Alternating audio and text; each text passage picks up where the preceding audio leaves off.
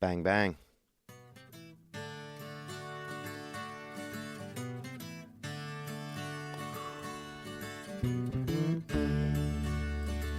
You know it. It's that old familiar thing.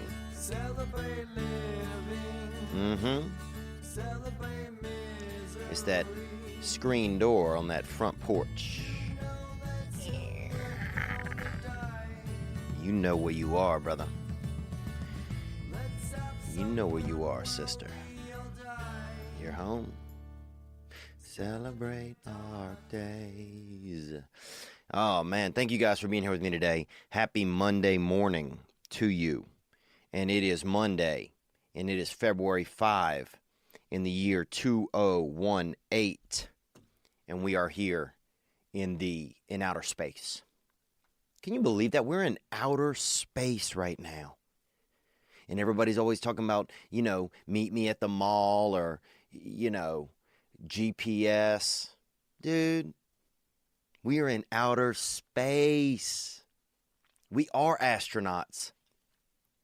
You realize that? We are astronauts right now. So if you meet somebody and they seem like they might be a little bit foreign, they might be an alien.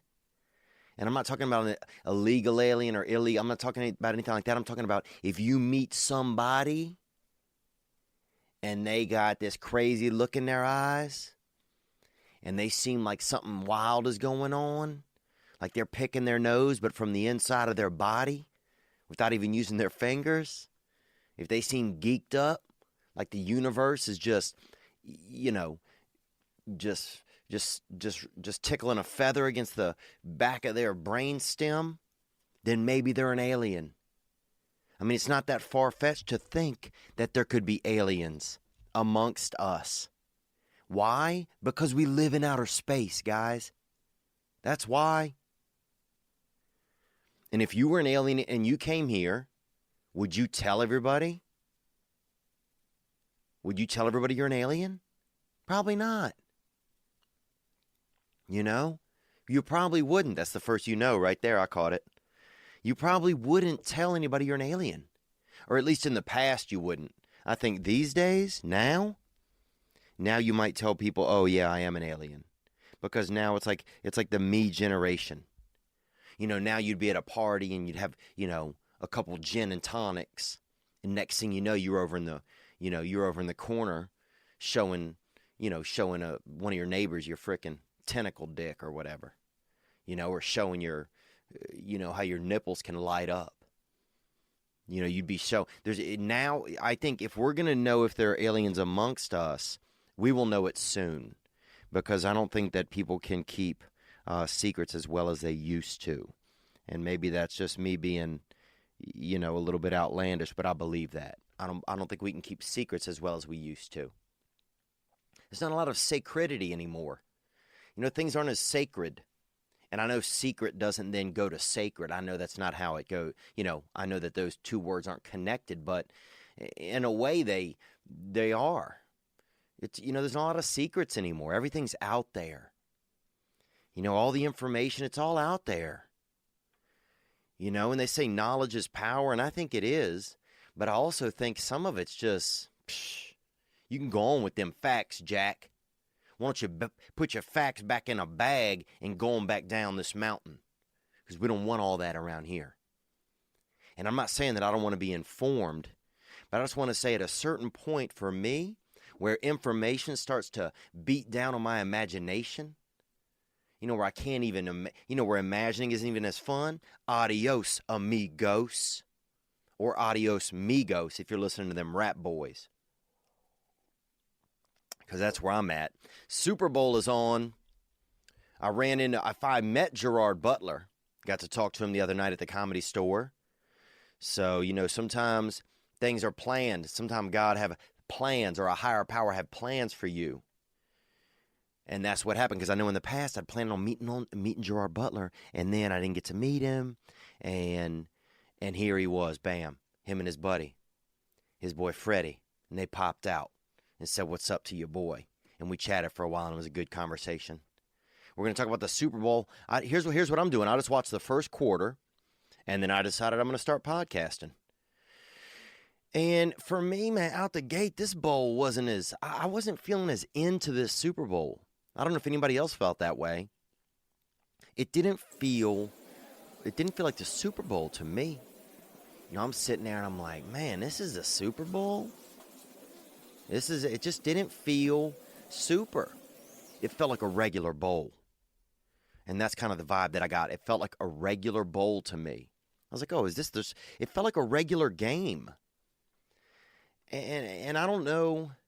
First, I wondered, well, maybe we're so used to things happening so fast now that the 2-week delay between the championship, NFC and AFC championship, and the actual Super Bowl, that's gotten to the point where it's too long.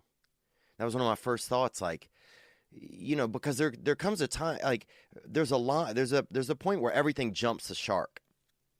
You know, like those Beats by Dre headphones. Remember those 3 years ago with the wide headphones? They're similar to the one.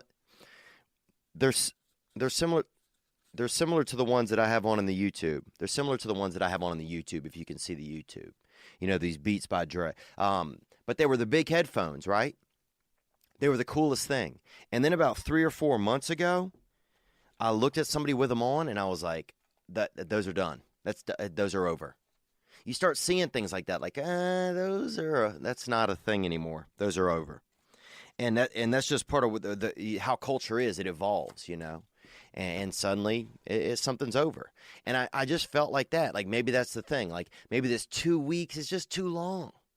You got too many other things that can happen. And our attention spans have gotten so short that 2 weeks is just not. Now, also, I could have still been butthurt because my New Orleans Saints, gave up one of the greatest plays in American history and probably in world history to the Minnesota Vikings. And that's what happened. But I stopped it at the first quarter, and I decided to come and podcast. So I got to change the batteries in my headphones right now. But we got a good cast, man. We had that gentleman called in last week, Mickey. On Thursday's episode, we had Sweet Mickey called in, and he's terminally ill. You know, he have 2 bad lungs in his body. And the Lord or the devil or somebody gave him some bad lungs. And that's not up to us. We didn't do it. But he's got them, you know. He's got them. And so we had a lot of callers call in and have suggestions for him. And so we're going to get into some of that in a little bit. Not yet. Not yet, man. I want to tell you guys about meeting Sweet Gerard. So I met Sweet Gerard Butler. And, man, I'll say this, you know. I'm a heterosexual adult. You know, and I would say if you chop me open and divided me up into 100 pieces, I would say probably 97 of those pieces would be heterosexual. And 3% of those pieces might be getting wild, you know, being naughty. You know what I'm saying? Peeking around the roller rink. Seeing who might have a little bit of bulge in their forefront in their trousers. But that doesn't mean I would try anything wild. That just means I might have that double vision. That doesn't mean I want to do anything sexual. It might be that I see a man's tricep, you know, in a distance and say, dang, oh, he armed up, you know? You know what I'm saying? He armed up. And so that's just all it is, you know? He could get out of a pool easy without using the ladder. You know what I'm saying? Because that boy tried up. He got them T-ceps, them triceratops.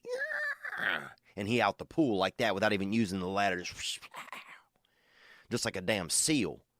You know, just like an otter that's trying to get risque and get out of the pool and take his chances sipping on air. You know, and I don't even know if otters if they sip on water or not, or breathe water. Some animals breathe water. Breathe water. But anyhow, but I'm just saying, so that's where I'm at inside of myself, you know. Now, who knows? You know, when I get older, 70, 80, I might be out there. You know what I'm saying? I might be out there gumming down on some straight up street wiener or whatever, or local. It doesn't matter. What I'm saying is it doesn't matter, okay? But I'm saying I saw Gerard Butler, and the man have beautiful eyes, okay? He has, first of all, he could have one eye and you wouldn't even notice. That's how handsome the dude is. He could have, because every time you see a one-eyed dude, you're like, damn. You know?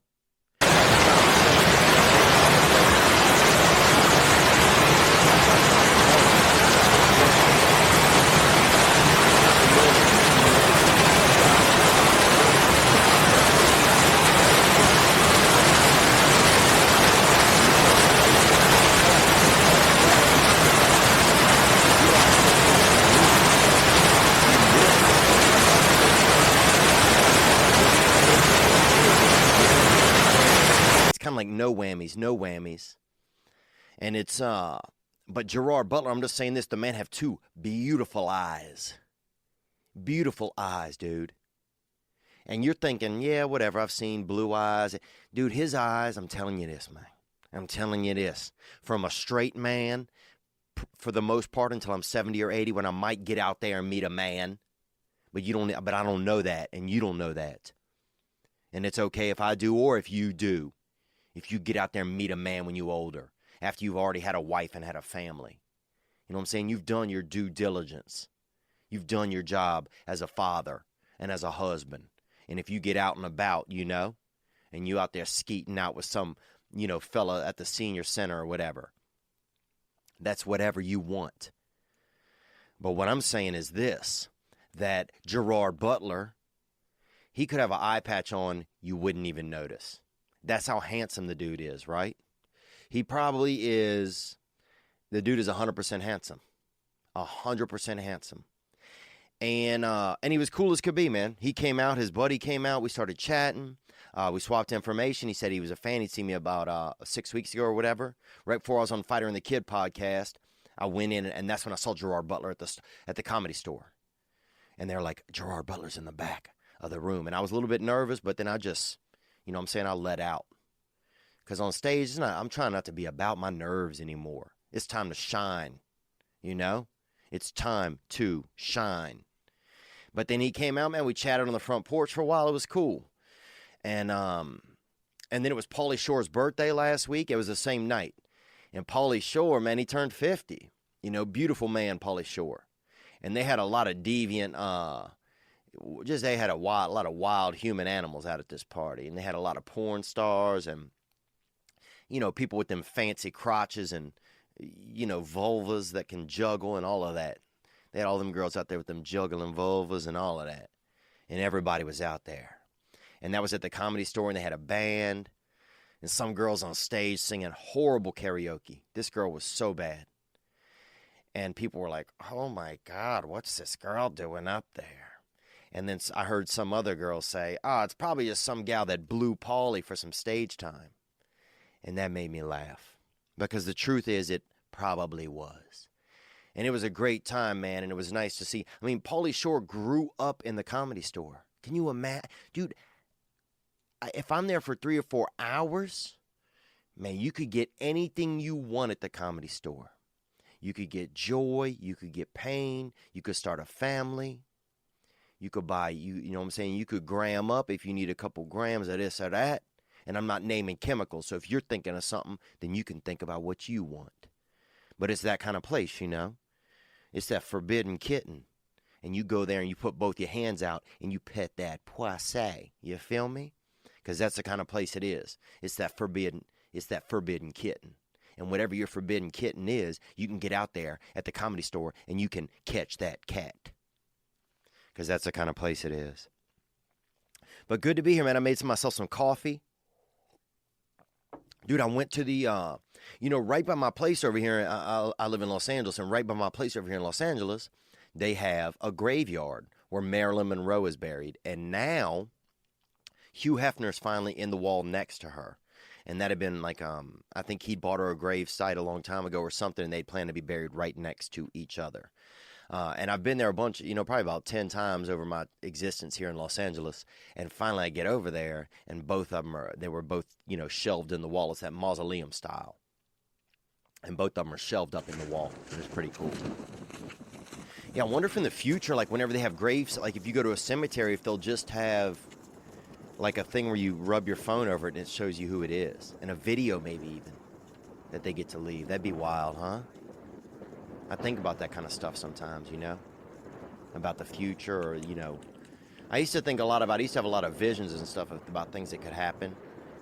Like when I was young, I used to think that at one point they would have a disc or something you would put in your car, but the band, they would have a hologram of the actual artist, whatever musician it was, and the artist would perform on your dashboard. So while you were driving, they would have these holograms performing. It could be anybody. It could be Chris Cross. It could be, Gerald Levert, Hall & Oates, Lyle Lovett. It could be anything. Sting, Steven Seagal. It could be anybody performing on your dashboard. And I used to have ideas of that and visions of that. But yeah, man, I met Gerard Butler. He was beautiful. And he was cool, man, And I'm not saying I'm trying to wind up on Gerard. I'm not trying to be like that. And they call him Jerry. One of his buddies called him Jerry. I'm like, damn, bro, that's Jerry. That's fucking two-eyed Jerry right there. I mean, and this guy had portals to the nether sphere. He could be an alien. Gerard Butler could be an alien.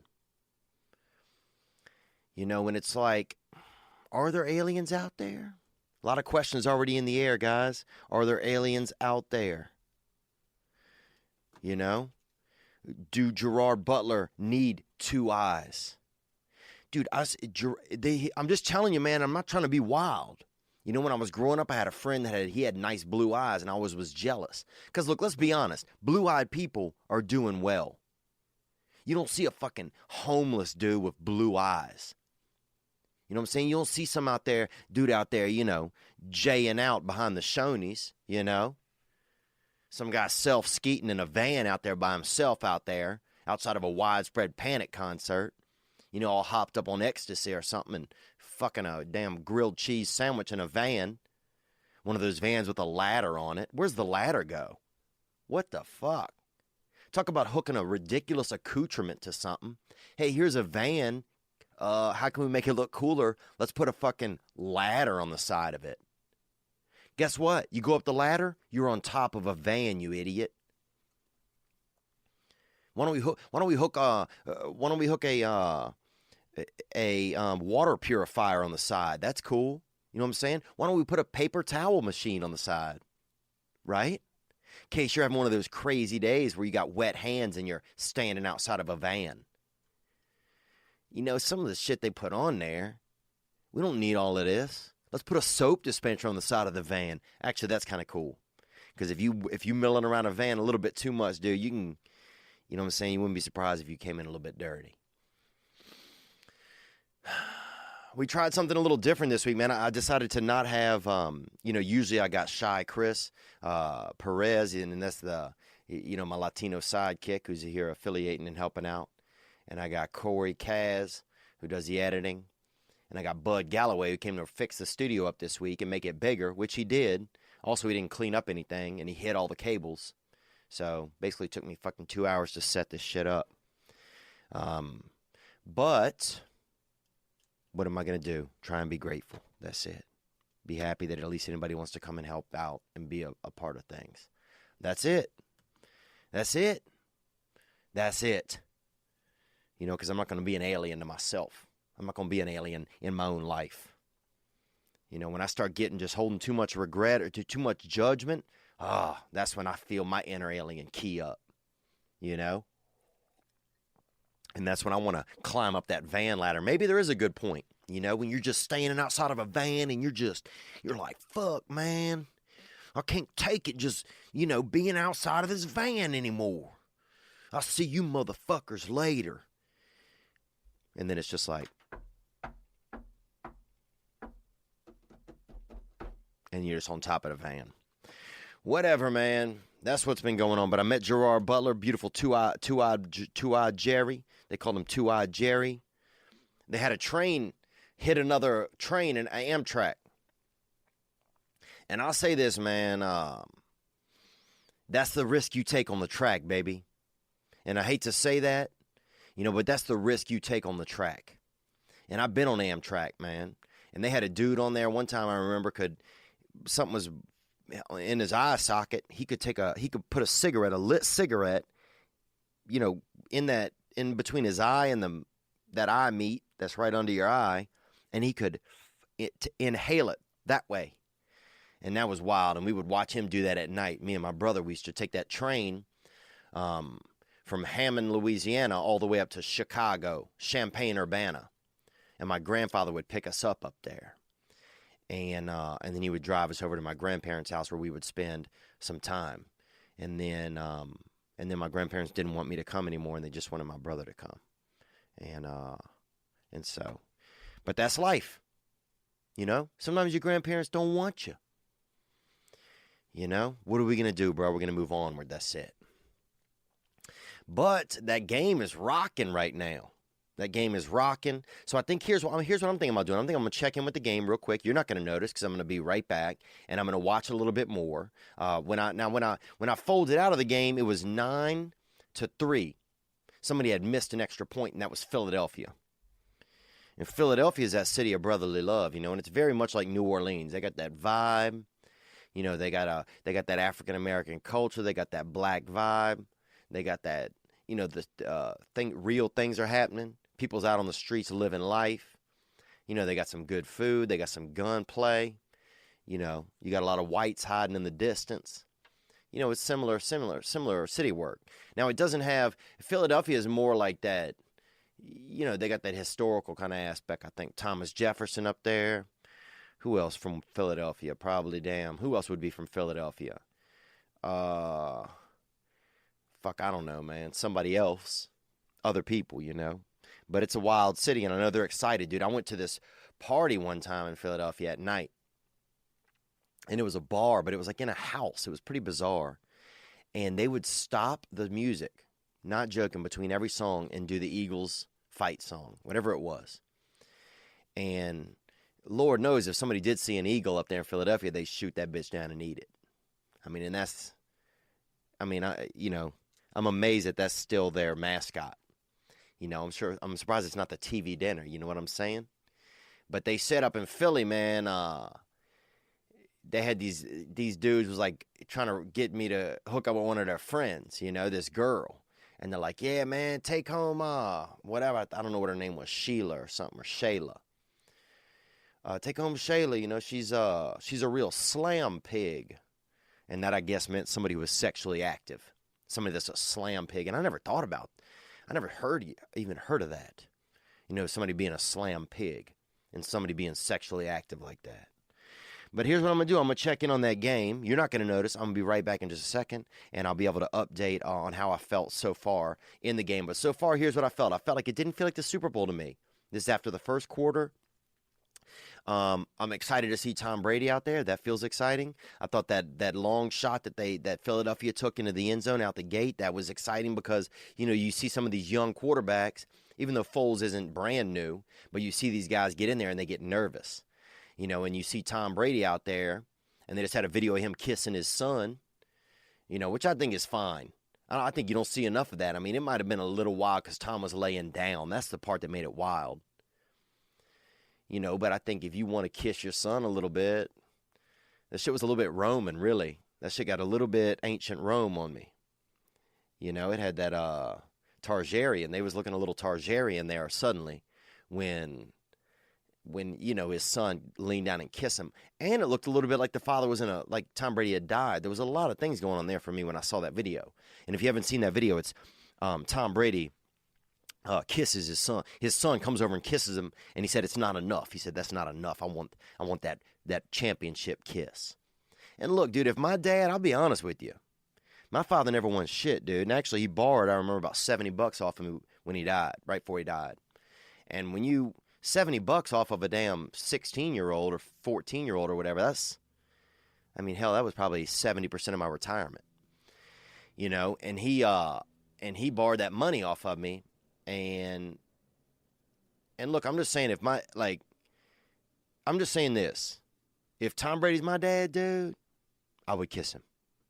Man, I would have kissed that dude, bro. I might even kiss him on the neck a little bit, you know, and not even sexually, just like, fuck, this is my dad, you know?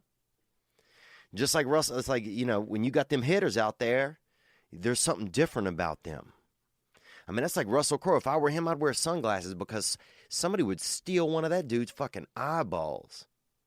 Like, that's the thing. If I ran up on Russell Crowe, man, and I had a piece on me or something, you know, I ain't taking his wallet. I fucking pull that piece out, put it up by his dome, and say, give me that eyeball. You know what I'm saying? Fucking spit that bitch into a cup, Jerry. You know? What did I call him? Russell Crowe? I meant Jerry Butler, man. Gerard. Spit that, you know what I'm saying? I don't know if your eye socket can spit something out, but spit that eyeball into a cup, Jerry, because I'm auctioning this bitch off the internet. And then fast forward years later, I'm on a train on an Amtrak, and I see a guy in the corner smoking a cigarette out of his eye socket, empty eye socket, and it's Gerard Butler showing out, showing his new skills. Because when you're a man like that, I don't think you fade fast. I think some heroes have hero built into them. You know, and that reminds me, I saw John Mayer the other night at the Comedy Store.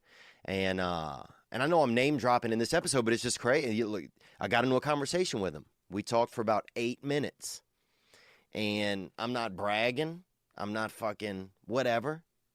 You know, John Mayer's a wildcat. I mean, I'm envious of probably some parts of his life. I'm certainly envious of his brain. I'm envious of his music style. Probably most of his life. Dude is also tall.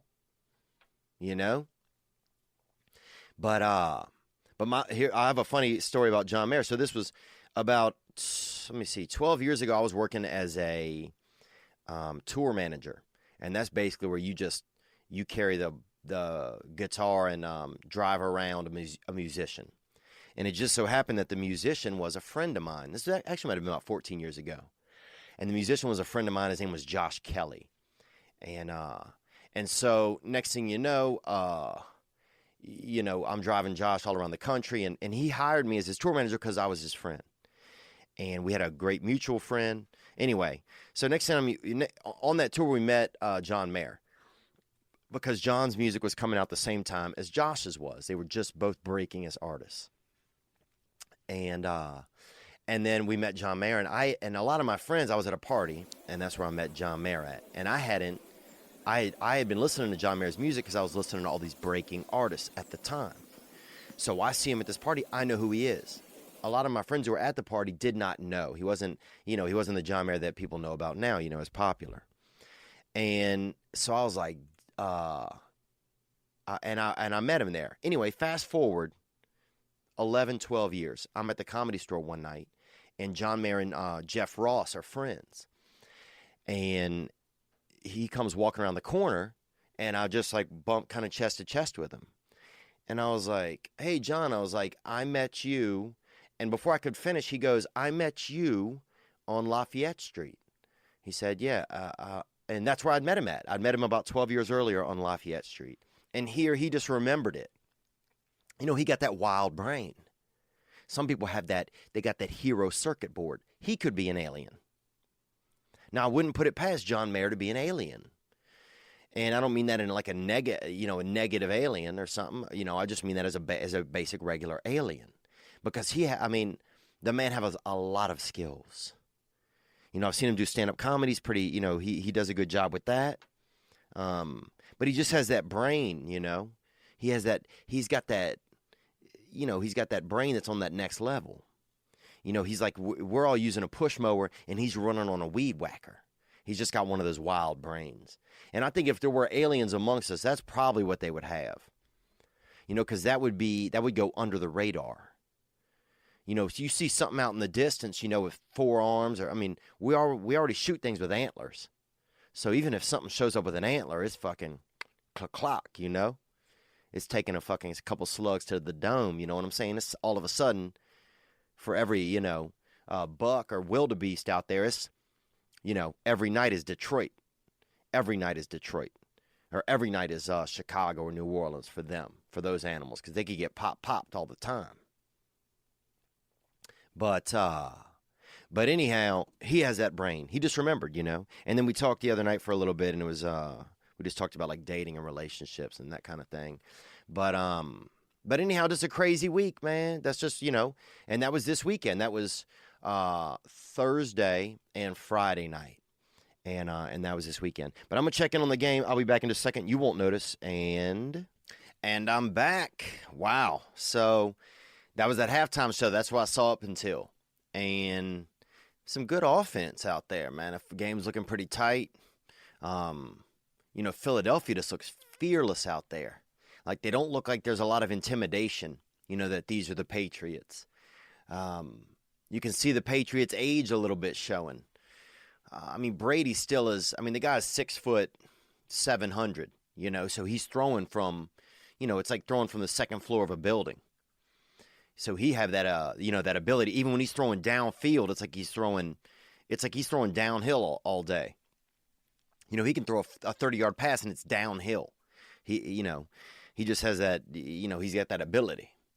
And that's what happened when you get that little lip lock from your son, you get that extra ability, I bet. He got that son love in him. He's got that vibe, And I saw the halftime show, and it was good, man. I thought it was good. I thought that Timberlake just really, he's like the closest thing we got to a black guy, I think, as white people.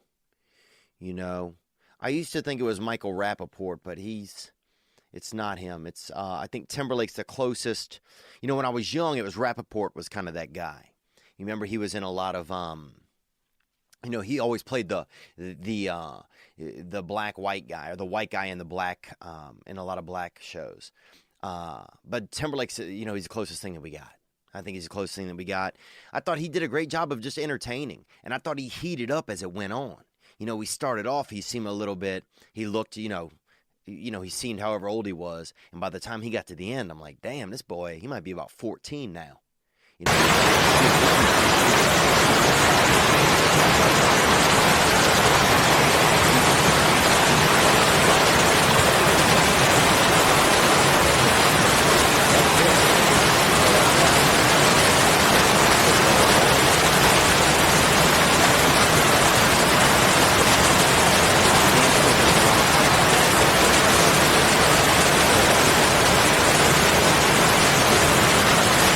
Yeah, so let's get back into it, man. We're going to crack into some of these calls in just a minute, but I wanted to give you guys a state of the podcast address.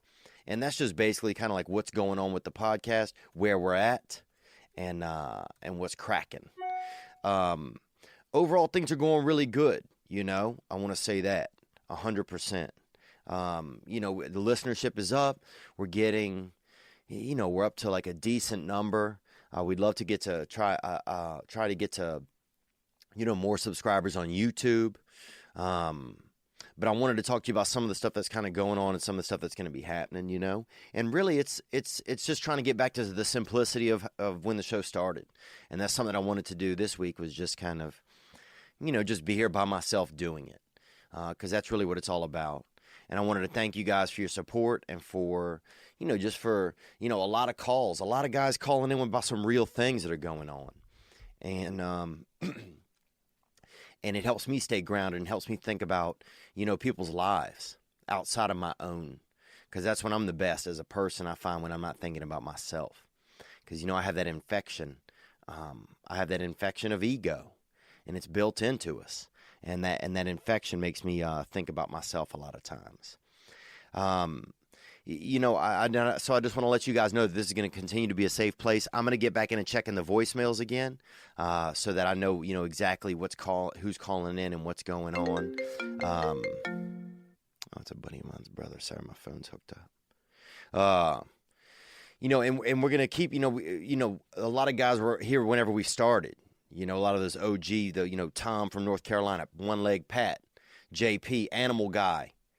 He's going to be calling back in. I just got a picture. He sent me a picture yesterday of his stepdaddy kind of, getting into an argument with an alligator, a small alligator or a fucking strong lizard, one or the other. Rico from New Hampshire, everybody. Jimmy Diamora, who sent in, who sent in a lot of audio for us to check out. Anybody that submitted music, Jesse Lucero, Starlight Stevie, who sent that stuff in last week, who sent that hitter in last week. The YouTubers, Johnson 543, Anybody, just anybody. I'm just saying, people who've been apart, we're going to keep, we want to keep that localized vibe. So that's some of the goal. Trying to get to 50,000 subscribers. We have some goals in the big picture, what out, and then to continue to try to do new stuff. I had the studio's a little bit bigger. You guys can't see it, but we're going to try to have a guest on and just see how that feels. I still get nervous sometimes just talking to somebody. So to talk to somebody and do it in front of other people, it's baby steps for me, some of this stuff. But, to try to continue to do this past Thursday every week, to do a follow-up. Because there's been some cool stuff, some cool men and women out there calling in with stuff that's going on in their lives and us being able to discuss it as a group. So I just want to let you guys know that that's kind of what's going on. And really all that it is not much. Just trying to stick with the same thing. By the end of the year, I'd love to have all my own equipment, that we own. And I want to thank everybody on Patreon who helps out and supports there. That money, as soon as this freaking lens comes in, because some assholes who are selling lenses out there aren't doing shit on the up and up. Because I've ordered these lenses and they haven't come in, so we can't activate the second camera yet. But it's trial and error. And I want to thank Gray Block Pizza because they've been there, and they've been supportive all year. And I'm just really grateful because it's things like that are helping us. And by the end of the year, maybe be in a studio, being in an actual, an on-site location somewhere where we can do some real gang type stuff, 420 Gucci Gang all day. So that. So that's some things that are going on, and that's just the state of the podcast address. And really, it's just a thank you for you guys' support. Thank you, Gray Block. Thank you, everybody. Here we go. So let's get into it, man. I already told you guys what happened this past weekend, man. Ran across a lot of straight up superstars who could be aliens, who have that ability. What if somebody came, what if you got a message one day in your inbox and it said that you were an alien? Could you handle it? Seriously, man. Some of y'all are like, what the fuck's Theo talking about? I'll tell you what the fuck I'm talking about, dude. I'm talking about real shit. I'm talking about things that could be possible, man. You don't think, look at us. We're in space, brosy and chick and ladies. We're in space. You don't think somebody out here could be milling around as a fucking alien? Walking around at night by themselves? Fucking drinking gasoline and chocolate milk? And, they could probably do crazy stuff. Hide inside their own ass. Who knows? I've seen crazier shit, man. I've seen crazy shit. Dude, I knew a blind kid that could fucking jump high. And I used to fight him. And so until you've been through shit like that, when you go through stuff like that, you start to believe what's possible out there. You go fight a blind kid that could jump high, dude. He's got the aggression of a Wolverine. And that's a bull and a Wolverine, you ass. And I'm sorry to get heated, man, but I think the one thing that if we did have aliens now, they would admit it. They would say I'm an alien. Aliens in the past? No. There would be people would hunt them, pitchfork them. People, fucking some people can't even, talk to somebody who drinks Pepsi if they're a Coke drinker. So, 20 years ago, people couldn't have handled somebody, slipping them off to the side and saying, guess what? Daddy's on that alien tip, Daddy's out there at night fucking snorting stardust, dude. And eating fucking pieces of glass in the garage, because the orb in the distance says he has to. We couldn't have handled it. But now if an alien were here, I think not only would we handle it, he'd be like, he would just probably, he'd be like The Rock. He'd be like Dwayne The Rock Johnson, but he would have, he'd have millions of Twitter followers and Instagram followers and everything. He would just have fans now. And if he was an alien now, he would admit it. He'd be like, look, I'm an alien, so give me all the free shit. I'm awesome, But let's get into the rest of the podcast, man. Let's get into the rest of it. We had Mickey call in, dude. So many great calls came in from my boy Mickey. Sweet Mickey, boy. And Mickey's out there running down. His lungs are run down. And so we're going to listen to a little bit of Mickey right here. Take a hit off of Mickey. Hey, yo, Theo, man. This is Mickey calling from Seattle. So here's my situation, man. I'm 30 years old, and I'm currently at the end stage of a lung disease. Now, my current lungs don't have very long left, probably about 2.5 years. Hopefully, we can stretch them out, but... So, like, and this came in on Thursday's episode. I'm just playing it against us in case some of you guys didn't hear it. Mickey got them empty hitters, man. You ever had a gallon of milk, and it gets to the end, and you're shaking it like that, just see how much milk is still in there? And that's where Mickey's at. Onward. The silver lining is that I'm going to be soon on the lung transplant list. I'm hoping. I'm going to get listed, which will give me a few more years to figure this whole thing out. That's what I'm saying. So Mickey's trying to get that time. And I texted with Mickey the other day, and he said he appreciated, how we discussed it last week on the cast and that we had a good time. And we just talked openly about what's going on, about what's going on with his life. And he's on the, that he's running light on air. Because we've all been somewhere.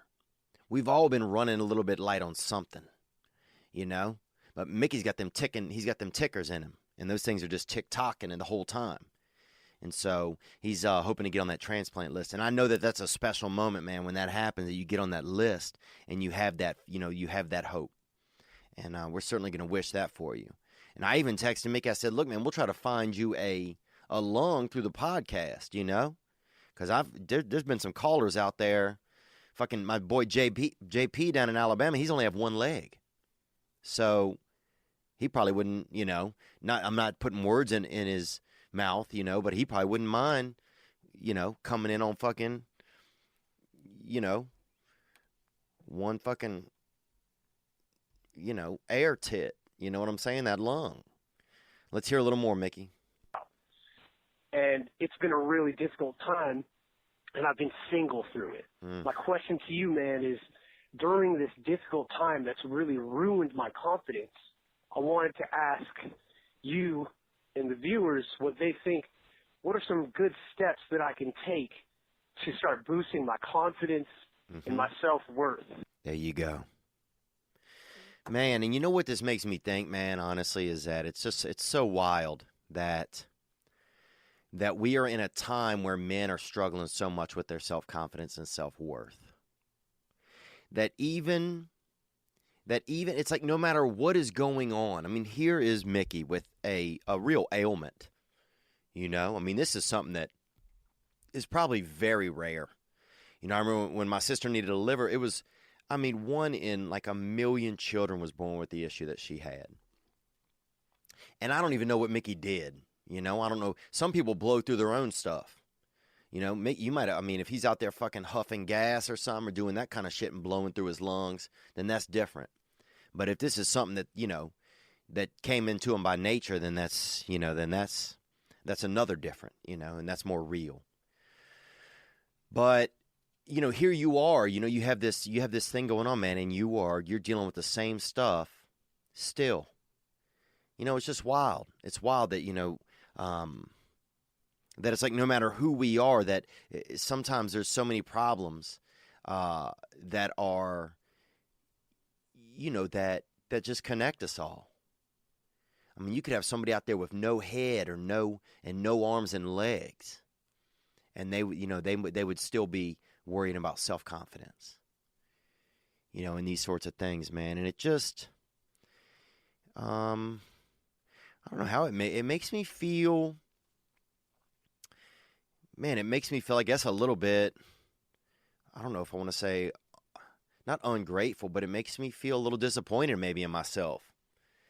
That here I am and I'm healthier than Mickey is right now.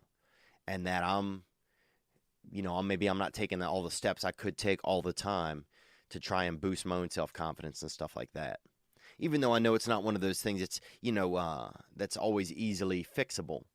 But it's like here I am just, here I am. I don't have a ticking time. I don't have, 2 ticking time bombs in my body.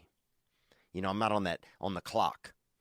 And so since that's the case, I'm not worried about as much about, always getting myself to wellness. Whereas here's Mickey's out there. He's on the clock. And one of the things he wants to do, he wants to man up in case he doesn't have the opportunity to stick around.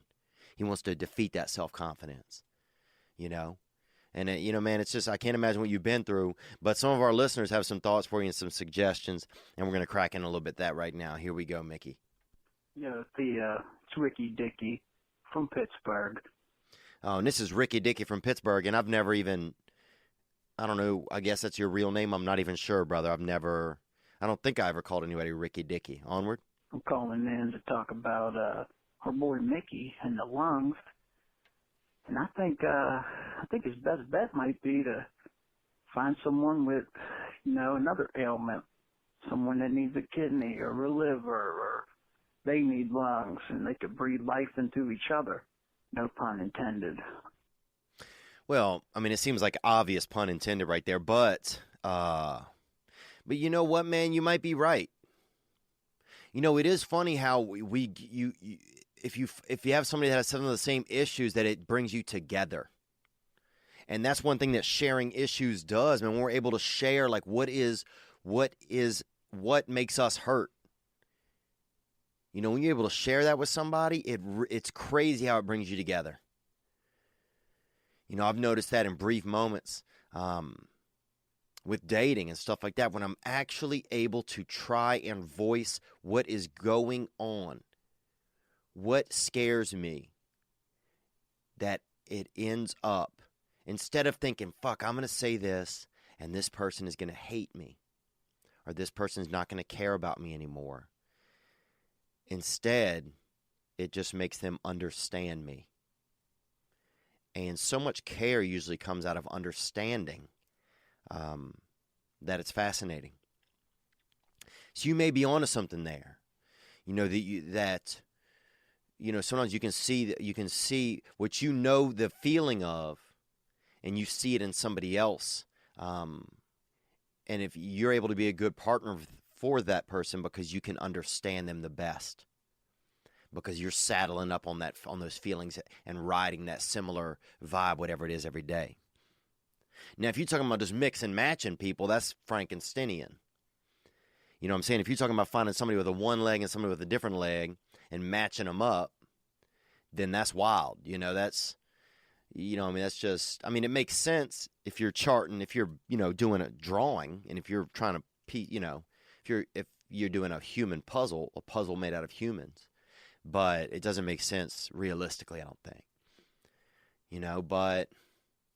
But I don't know. If you had somebody that, their heart didn't work and yet somebody's brain didn't work and you put them together, could make beauty. But that's Ricky Dickey out of Pittsburgh, man. Mickey, that's a little bit of some suggestions from Mickey.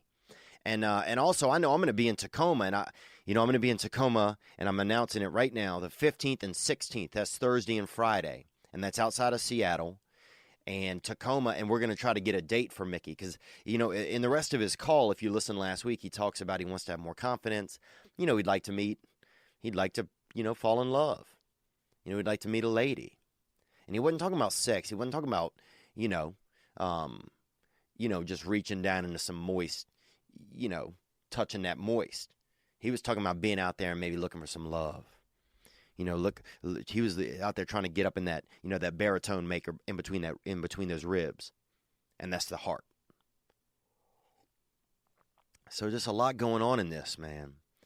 Let's listen to another call that came in right here. But we're going to try to set Mickey up there in Tacoma. So if you have somebody out there in Tacoma who's a lady, and she's got, you know what I'm saying? She don't mind a little guy who's, maybe who might, have to take an early break during sex, then maybe you could set us up and get my boy Mickey out there, and let's, maybe him will go, and him, and I'll bring a lady or something, and we'll take some ladies out on a double date or something, or we'll just set them up and let him and this girl go out there and have a good time, But no matter what, Mickey's going to be my guest there up there in Tacoma, man, and I'm looking forward to it. We texted about it. He said he's going to keep his schedule open. Let's hear some other calls you guys had for him. Here we go. Hey, Theo, this is Jason calling from California in regards to the guy who's waiting for a lung transplant. Yeah, that guy's Mickey, brother. Okay? Thanks for calling, Jason. Onward. He's asking how he can be more confident. There's absolutely, totally a way that he can be confident just as much as the rest of us. because I think at the end of the day, the person who has the most integrity, who is the most true to their soul, that is like the most real man that you can be.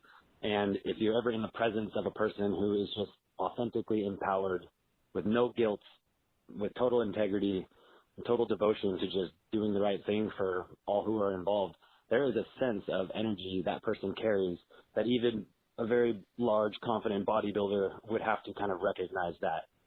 Wow. Wow, man. I think you might have just put everybody on blast right there. Like in our hearts, you know? I mean, that's I mean, that was that's a real, that was awesome, Jason. I appreciate that. Let's listen to the end of this and then I'll. And respect it. Lack of confidence, I would start to really build up personal integrity, start helping people, start making people feel better, and start being the one person who is brave enough to be nice and do the righteous thing, especially if you only have a few years left. That could be your gift. Wow. Man, I don't even know what to say, really. I mean, that's, you know, that's why I'm the middleman here. Because I don't have that. I don't have those words inside of me like that man did right there. But if for some reason when he said that, I know that's the truth. When you have that, when you are the truest, man, it's like you're surfing your own. It's like surfing your own. It's like surfing on your own semen, bro. And I don't mean to be crass, but I bet that's how it feels. When you are guilt-free and you are living in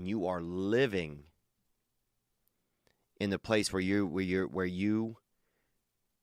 are just going to be righteous. You're going to try your best.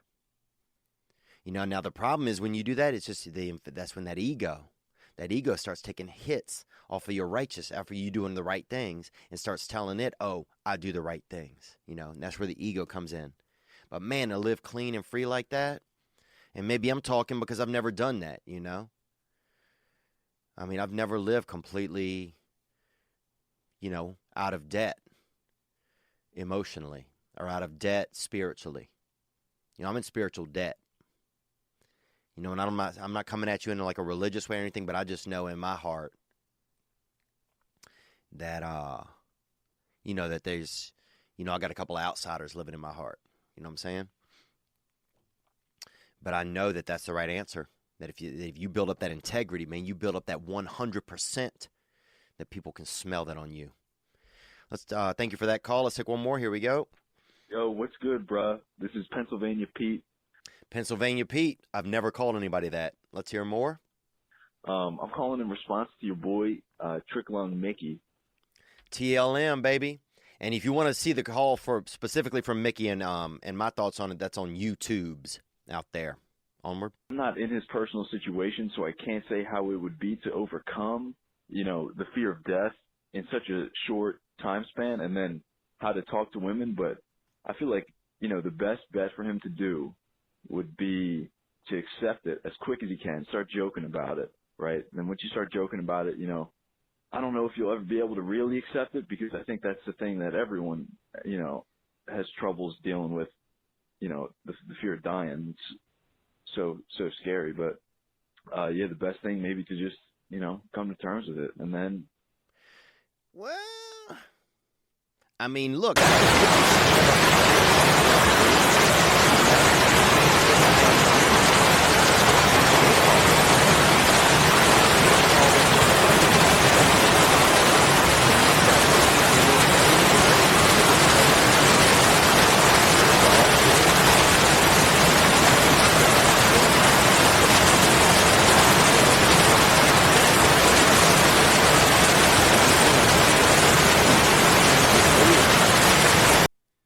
He wants more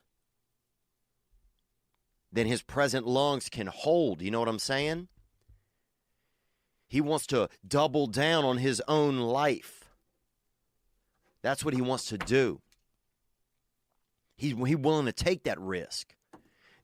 He's asking the universe, I want love. Because I'm going to get on that transplant list. I'm going to get that second. I'm going to get 4 lungs.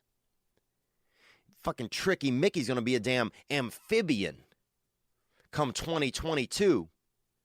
That boy's going to be out there fucking backstroking in your lake and banging your sister and stepmom at the same time.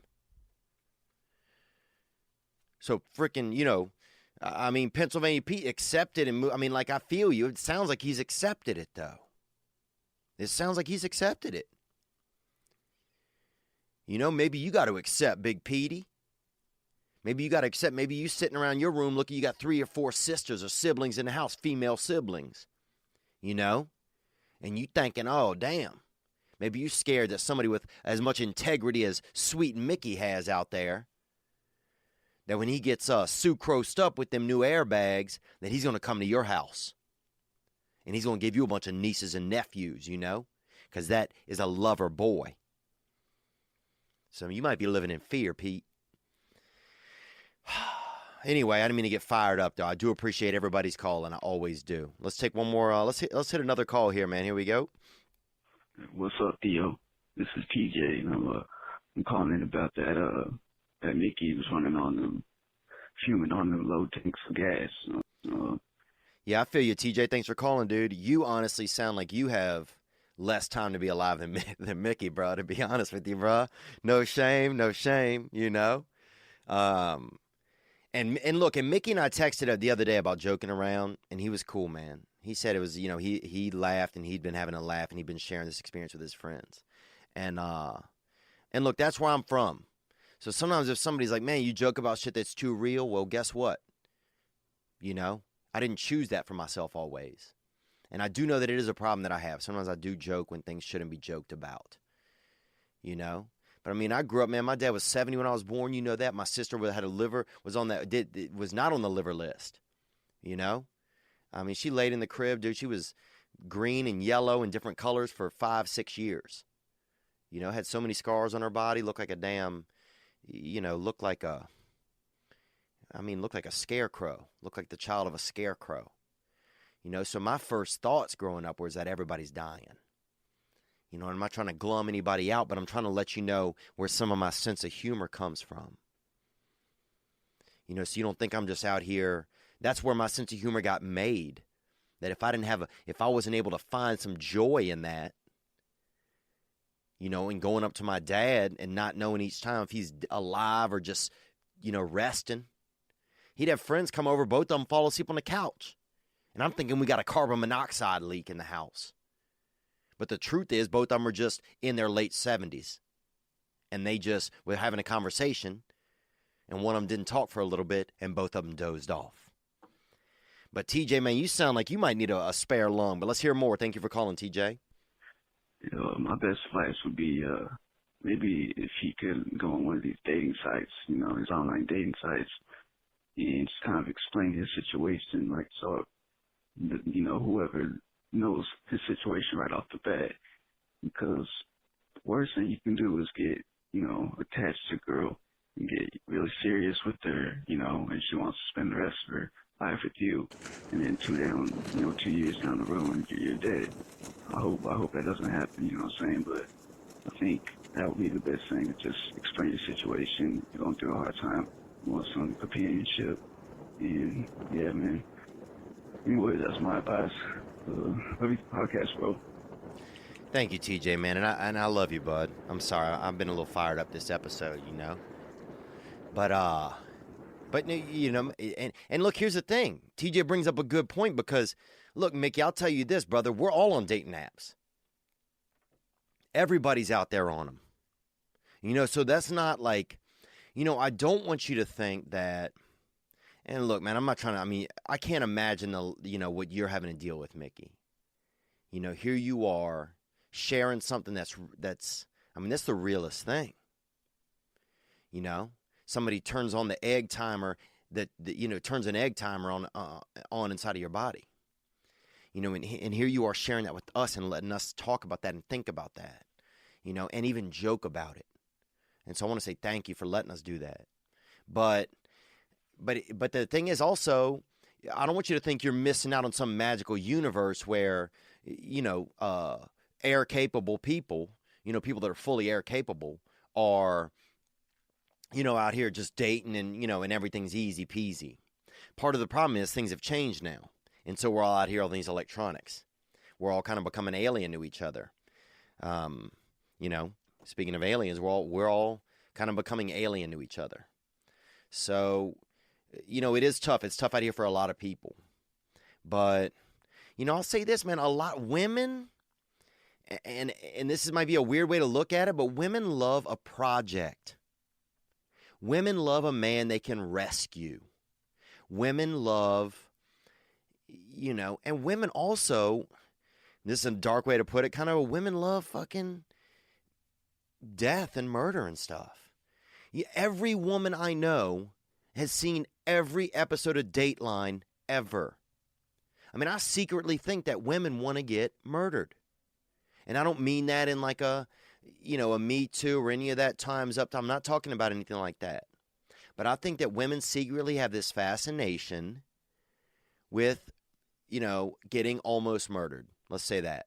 Because they're all watching it all the time. And so, you know what I'm saying? You have that mysterious element.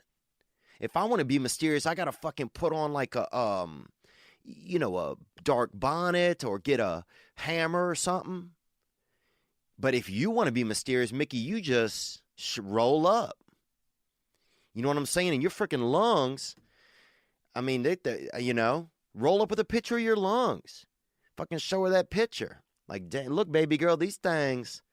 Couple of A cups right here I'm running on, you know, a couple of fucking bat wings left in your boy.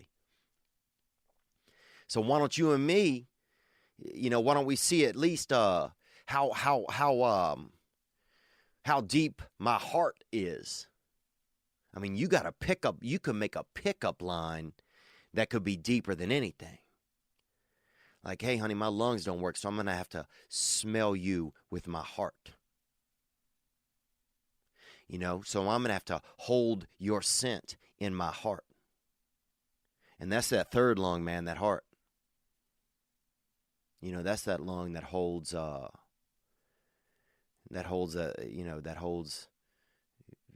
air that holds our most important air. And you sound like you got a big one of those. But, man, you've just had me thinking all week, man. You've had me thinking, and I appreciate it, Mickey. And I look forward to seeing you in Tacoma. And if you guys have somebody you think it would be good to set up for Mickey, email me, you know. And that's just TheovonK@mac.com. And they got to live up in Tacoma or Seattle. Don't send me somebody from fucking Indiana. We ain't busting in some muppet from Indiana, you know what I'm saying? Some chick that's just, you know, just got out the system or something. Or some broad out them halfway houses. We're not doing all of that shit. You know, this ain't a fucking, you know, we ain't trying to, you know, bring somebody's clout up. We ain't trying to greyhound some bitch out from Evansville. You know what I'm saying? We're talking about, let's find him a decent woman who may be interested in a man that is a man. He ain't coming in light in any loafers. He's coming in heavy in the heart. And maybe a little light in the lungs. All right, guys, let's take this call right here. Here we go. This was a separate call that came in. Hey, Theo, what's going on, man? Love the show. This is Cooper. I'm wondering if you can maybe help me out with a personal problem. You know. All right, Cooper, thank you for calling. Onward. You know, just speaking from your life experience, have you ever been dating a real fiery, spicy Latina, maybe a Caribbean girl? Like a real exotic girl. Maybe she's got like a pet parrot at home. I'm just wondering, how do you deal with the bird when it's heckling you during sex? All right. So I think that's obviously joking around us. Cooper, calling about a bird. So that's irony. Cooper, bird coop. And I'll say this, dude. A spicy Latina or Caribbean woman, okay? Probably different things, dude. Go down to the Caribbean, bruh. I'd love to see you go down there, sweet coop. Let me tell you what happened to me one time down in the Caribbean or in Jamaica or somewhere. Okay? I go into a Starbucks, dude. They had a sign outside that says Starbucks. I walk in. There's a lady back in there. Looks kind of weird in there. There's a lady. She's like, welcome to the Starbucks Lounge. Can I get you a smoothie? It wasn't even a Starbucks, dude. Somebody'd stolen a Starbucks sign, put it up outside of a fucking smoothie center. I don't know what the fuck it was, dude. And then I ordered it, gave the lady some money. She fucking went out the back. Wrap. Never saw it. Waited 20 minutes. Went out in the street. And there was about a block away, there was literally a knife fight right in front of me. Two dudes fighting with knives, which, very fun to watch. Watching dudes fight with knives, bro, it is damn. I mean, it's that fucking killer capoeira right there. And it was pretty fun. And then one of them chased the other one down the street. But I like to see you out there doing all of that, Mr. Coop. And also I made love to a girl in Denver years ago, this blonde girl. And she lived at a high altitude. And she had a gray parrotlet. And a lot of parrotlets, I believe, are from South America. And it would actually be on my shoulder once in a while we were making love. But that's not hard to be, because I'm not good at making love. So, easy place for a bird to roost. But anyhow, let's go. Onward. Let's take another call, man, here. What do we got here? All right. Let's get this one last call in. And I want to let you guys know some dates that I'm going to be performing. I will be in Portland, Oregon, and that is this weekend at Harvey's Comedy Club. And you can find that tickets to that on theovon.com/tour, TOUR. As well, next weekend I'll be in La Jolla at the Comedy Store. After that, the 23rd and 24th of February, I'll be in Fantasy Springs Casino. And then the 15th and 16th, I'll be in Tacoma there in Washington. The 17th, I'll be in Spokane, and those are of March 15th through 17th. March 23rd and 20th through 25th, I'll be in Oxnard, California at Levity Live. And then in April, I'll be at Bananas Comedy, and that's in New Jersey somewhere. I'm not sure where. And then also, I got this little announcement. I guess it's an announcement. I'm going to be shooting a movie, a film. It's a small, it's a $1 million budget. And I'm going to be shooting with Thomas Ian Nicholson. Let me see. Thomas Ian Nicholas. Sorry. Thomas Ian Nicholas. And you can check him out, and you'll remember him from a lot of films. He was in that movie where they have the pitcher that breaks his arm, and then he throws the arm in from the outfield, and he throws it really fast, and he gets a job working for the Los Angeles Dodgers. So I'm going to be shooting a movie with him called Bitcoin, and yeah, Thomas Ian Nicholas. And I went to his film premiere the other night. It was really, really great. Super nice guy, and I'm looking forward to that. And he is the same age as me, and we'll be shooting that in Albuquerque in May. So that's pretty cool, man. I'm excited about that opportunity to work with him. He was in that movie, and I can't remember the name of that. He's been in so many films, and I'm not trying to pigeonhole him. He was also in American Pie and the American Pie series.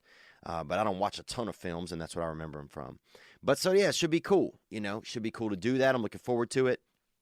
Now, with movies in Hollywood, shit don't always come to fruition. But as of right now, it's all contracted out, and we are ready to rock. So looking forward to that. All right, man, let's take one more call here. And this is this call, I already know what it's about. And I just want to get some advice. Let's see what he says. Here we go. Onward. Hey, Theo. This is James from Omaha, Nebraska. And I'm calling because I've got a little bit of dark arts on my mind. And I appreciate you calling, James. And I've been in Omaha, dude, and I've honestly masturbated outside of that city a couple times. And I've actually, and I'll do an update real quick. I've been struggling still with the adult masturbation. Touching myself, not others. And it's been, I'd been doing well, and then last night I fell off. I fell off that jerk wagon. But I'm trying to get back on it. I'm not giving up. And I just wanted to update and kind of come clean about that, and be out here where I am, But I appreciate you calling in here, James, with your dark arts issue. Here we go. Onward. So I'm 21 years old. I have a girlfriend who I've been dating for about 3 years now. Oh, wow. So that's that young love. And that's beautiful, man. If you're in young love, sometimes it's almost, that's the love that's dangerous. People get murdered at that age in love, you know? Onward. It's a pretty serious relationship. I just see myself being with her the rest of my life. But wow. And you know what? Good for you, man. Because that's brave, dude. You know, that's bravery, bro. Onward. You know, there's this thing on my mind where, you see, I lost my virginity to her. I've never been sexually with another woman before. Okay. So this is your lady. That's your girl. And y'all, that's called a golden, I think it's called a golden Oreo. When you've only had sex with one person and y'all are gonna, and you guys are together, you know, and you guys are gonna, when you're married to somebody you only have had sex with one person, I'm pretty sure it's called a golden Oreo. Onward. The same is it's not the same for her. She did not lose her virginity to me. She hooked up with several guys before she met me. Okay. So she's a little bit more of a nutter butter, you know? And that's okay, man. That's okay. Onward. And so basically, you know, I don't know how I feel about potentially spending the rest of my life with this woman and, you know, not ever having sex with anybody else. Part of me thinks I should be okay with this. You know, that perfect 1-0 record is probably something a lot of guys wish they had. But for me, it's just like, man, there's so much out there sexually, so many sexual experiences that I feel like, man, I might be missing out on, you know? And that's the end of the call. Wow. That's a big issue, a big question, not an issue. Sorry, that's a big question. It's a big call, James, and I appreciate you calling. You know that I was in your position when I was young, man. When I went off to college, I was dating a girl, and I'd lost my virginity to her outside of a bowling alley, actually. You know, and people were throwing rocks at us and all kinds of shit, and it was a different time back then, and it was more of a rural time. You know, there's more gravel. But, you know, and I was jealous, and I couldn't get over the jealousy. And it really had nothing to do with her. That just had to do with me, you know? And here's the thing, yeah, you can get out there and experience more dating, more sexualness. There's that opportunity, man. That is out there.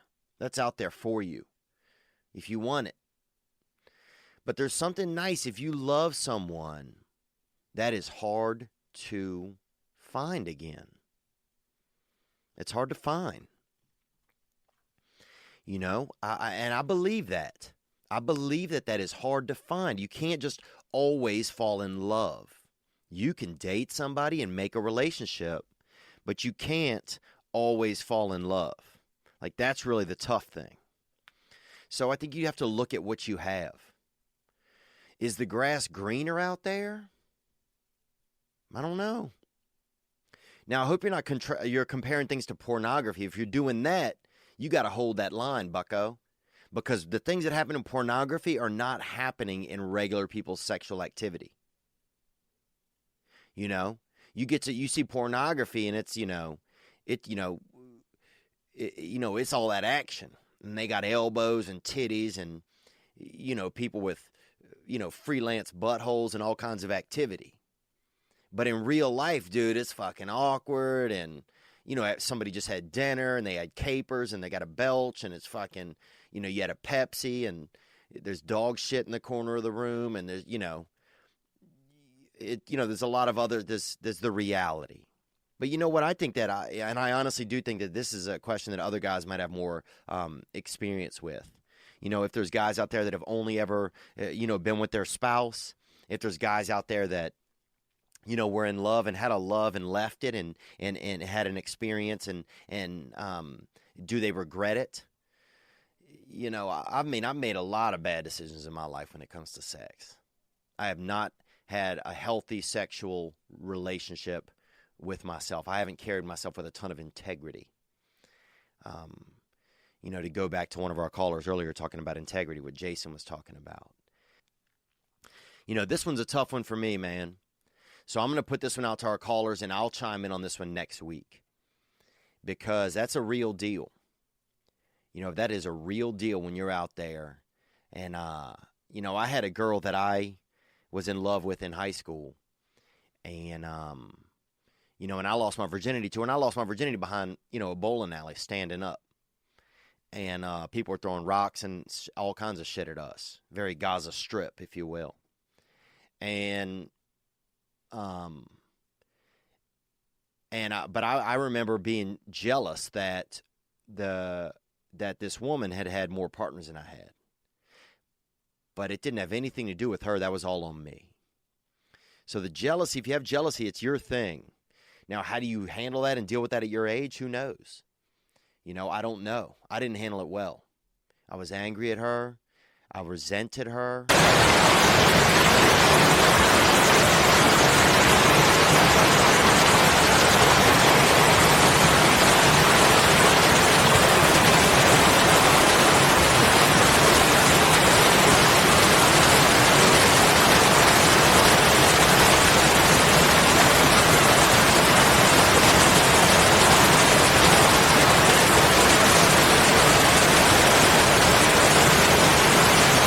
Some light stalking, you know, and I will apologize for that.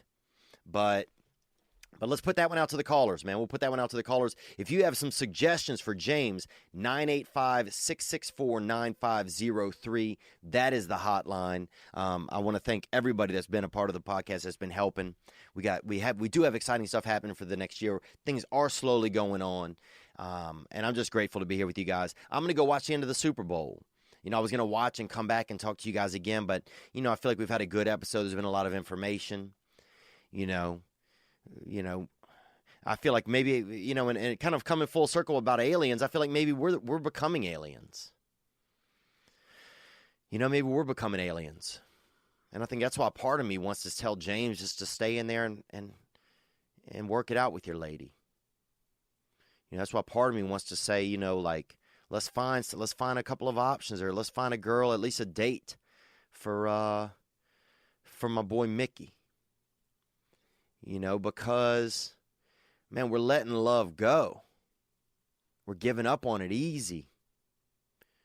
You know, we're giving up on it easy. And it's not fair for me to tell you that, James, really, because I haven't done that in my life. But it doesn't mean always that because I haven't, doesn't mean that I can't now. You know, because it's tough. I know it's tough for a lot of men out there. You know, to stay in love and to commit to love.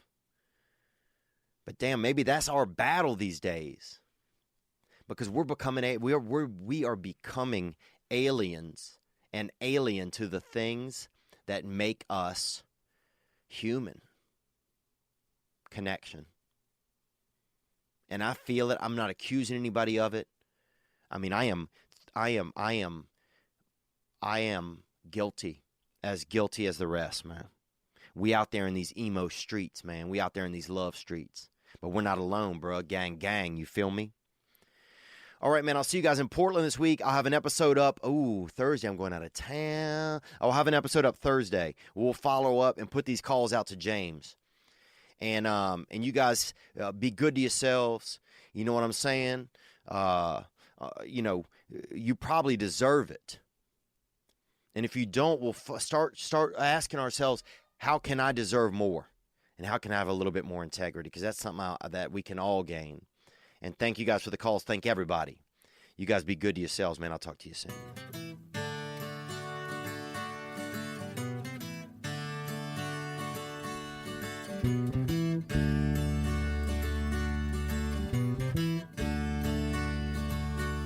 Celebrate living, celebrate misery.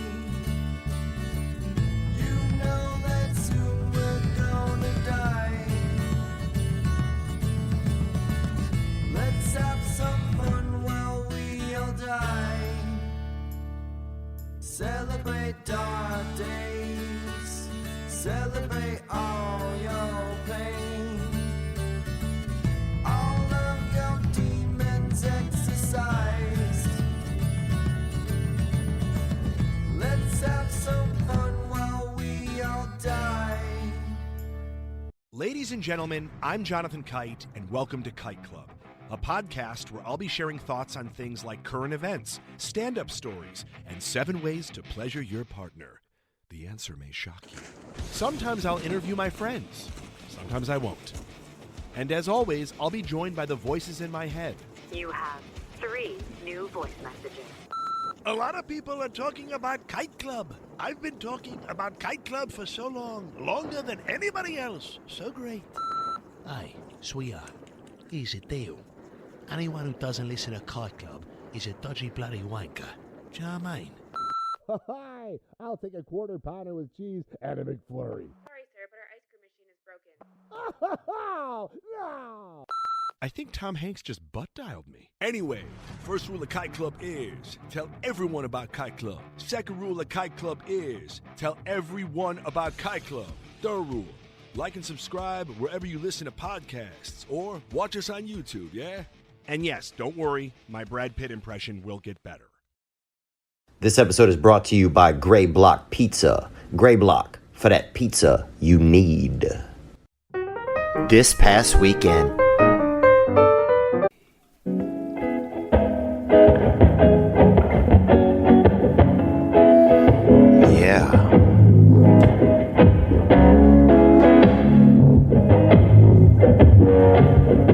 it's Monday.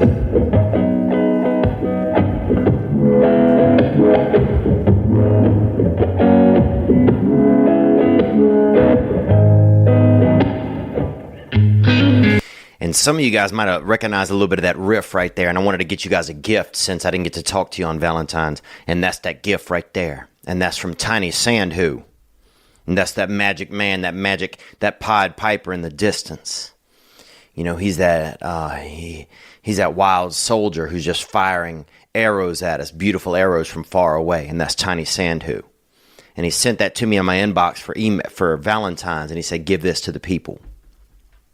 And actually, I'll read the email right here. He said, hey, yo, sorry about the tardiness. Hope this shit get there in time. Just crank this out. And I decided to show some respect. Mr. John Mayer, 2, with a cover of his song, Another Kind of Green. And so that it is right there from Tiny Sandhu, from me to you right there. Let's hear one more time a little bit of that riff.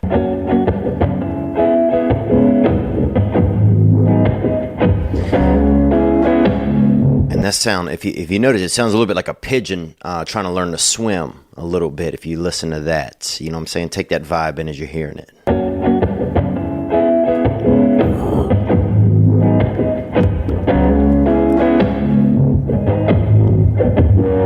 You know, it's got that a little bit of that tinge of it's like somebody trying to jerk you off while you're trying to kind of hold your breath underwater. If that means anything to anyone, take that in while you hear it. You're trying to hold your breath and somebody trying to jerk you off a little. And now then he catapults. Listen to Tiny. He's going to take us up that staircase right here. Come on, Tiny. You could do it, Tiny. Get big.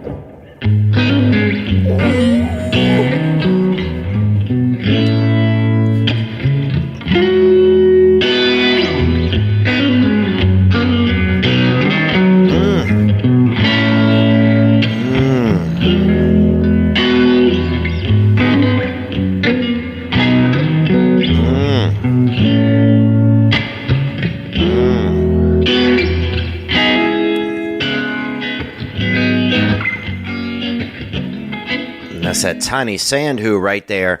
Happy belated Valentine's and happy February 19th.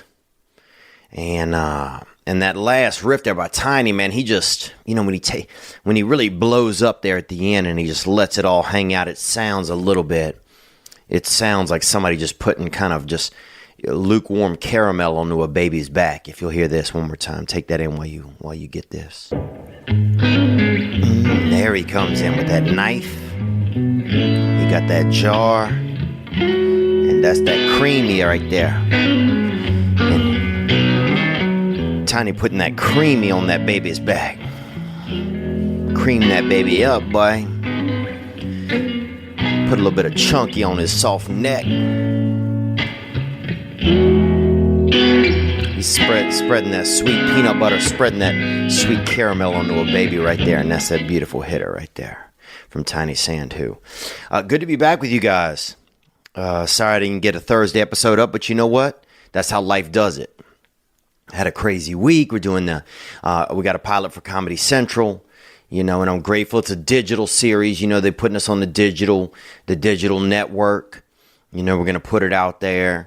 And it's based on the podcast, so it's, it's young dudes, and young women, and even people that's, in the middle, people that's running that dual sex citizenship, people that's running both operating systems at the same time, transgender. Everybody's welcome on the show, and it's, but yeah, it's like helping people get tight. Because we all running a little bit loose. I'm coming to you from La Jolla. I'm down here in La Jolla, California. I just went for a run. I'm here at the La Jolla Comedy Store. I want to thank everybody that's come out. We've sold all the shows out so far. Just been 2 shows on Friday. We got 2 tomorrow. Down here with little Ehsan, and he is Middle Eastern. And we also have another gentleman named Jeremy Scipio, who is a young black gentleman. Both friends of mine. And Jeremy kind of has that syndrome where it's like a white man kind of stuck into a black man's body. And if you ever met a real, it's like if they had like Death of a Salesman, like Jeremy would play Willie Loman. He's got that, he's that briefcase brother. He's like that. But both very funny men. We've been having a good time. The show's already sold out for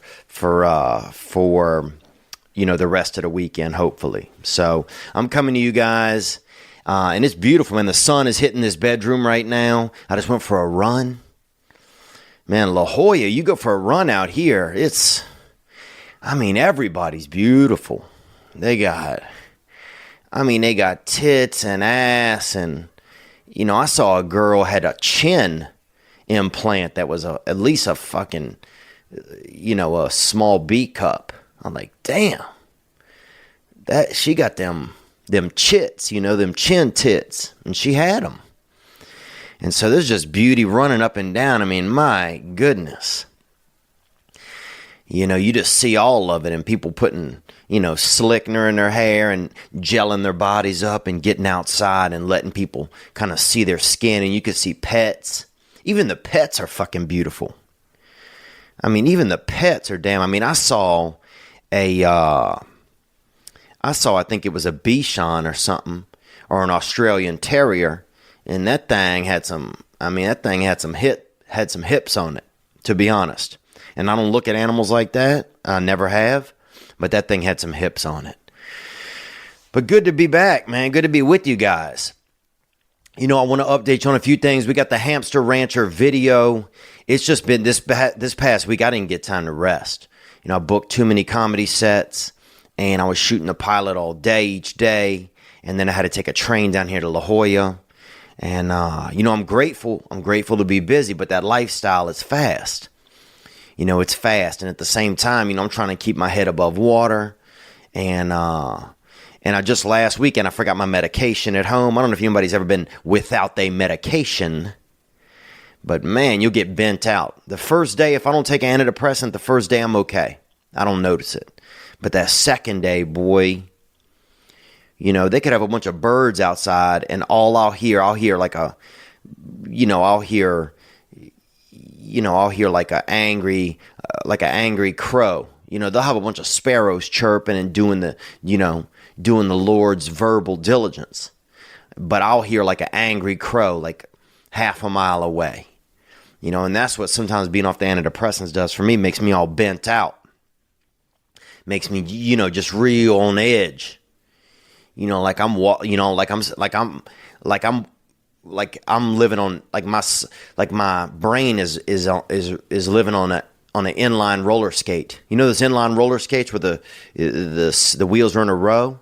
It's like my brain is riding on one of those, and it's ready to it's just wobbling. It's wobbling. But so it took me a couple days, man. I had to regroup, and I just hit that run out here. I got that 4-mile hitter in, because one of my goals this year is to get that body pump. You know, and some people, they like that old-fashioned body pump. You know, you outside and, you know, putting butter on the legs and pushing, you know, going to prison just to, you know, be able to work out. That old school kind of shit. But I like that.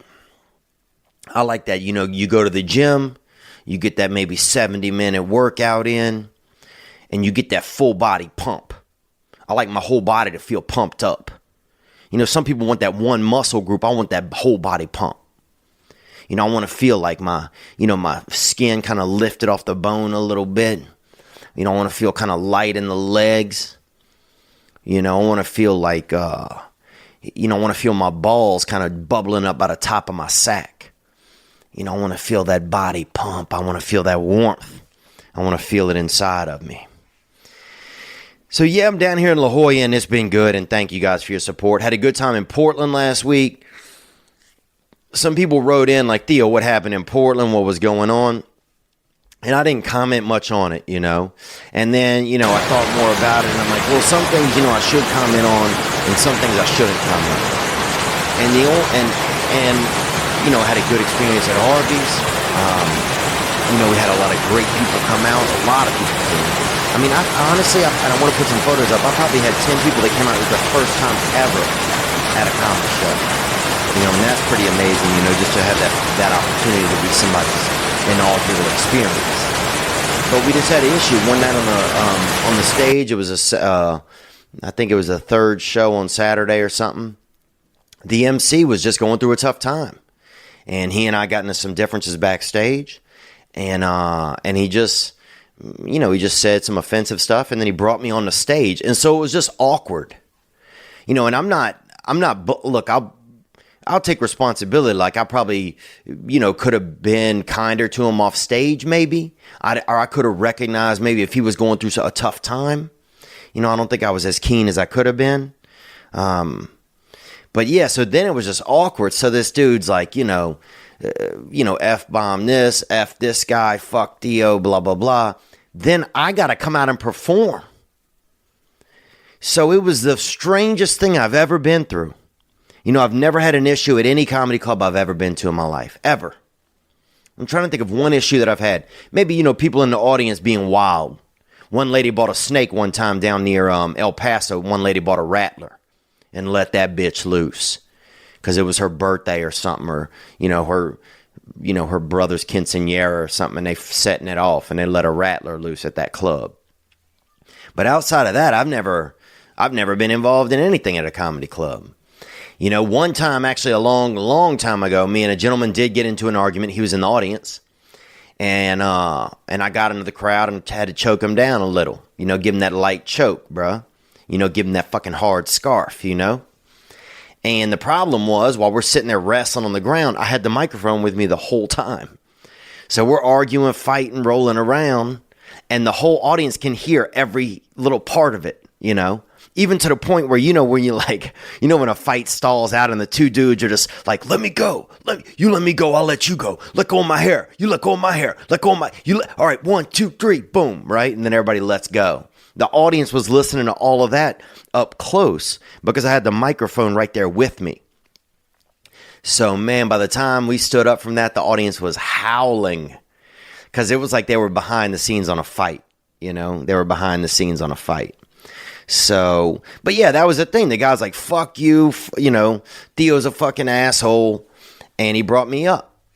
And it was just, you know, and I didn't say anything on stage. And I just didn't want the crowd to feel uncomfortable because it was really uncomfortable, you know.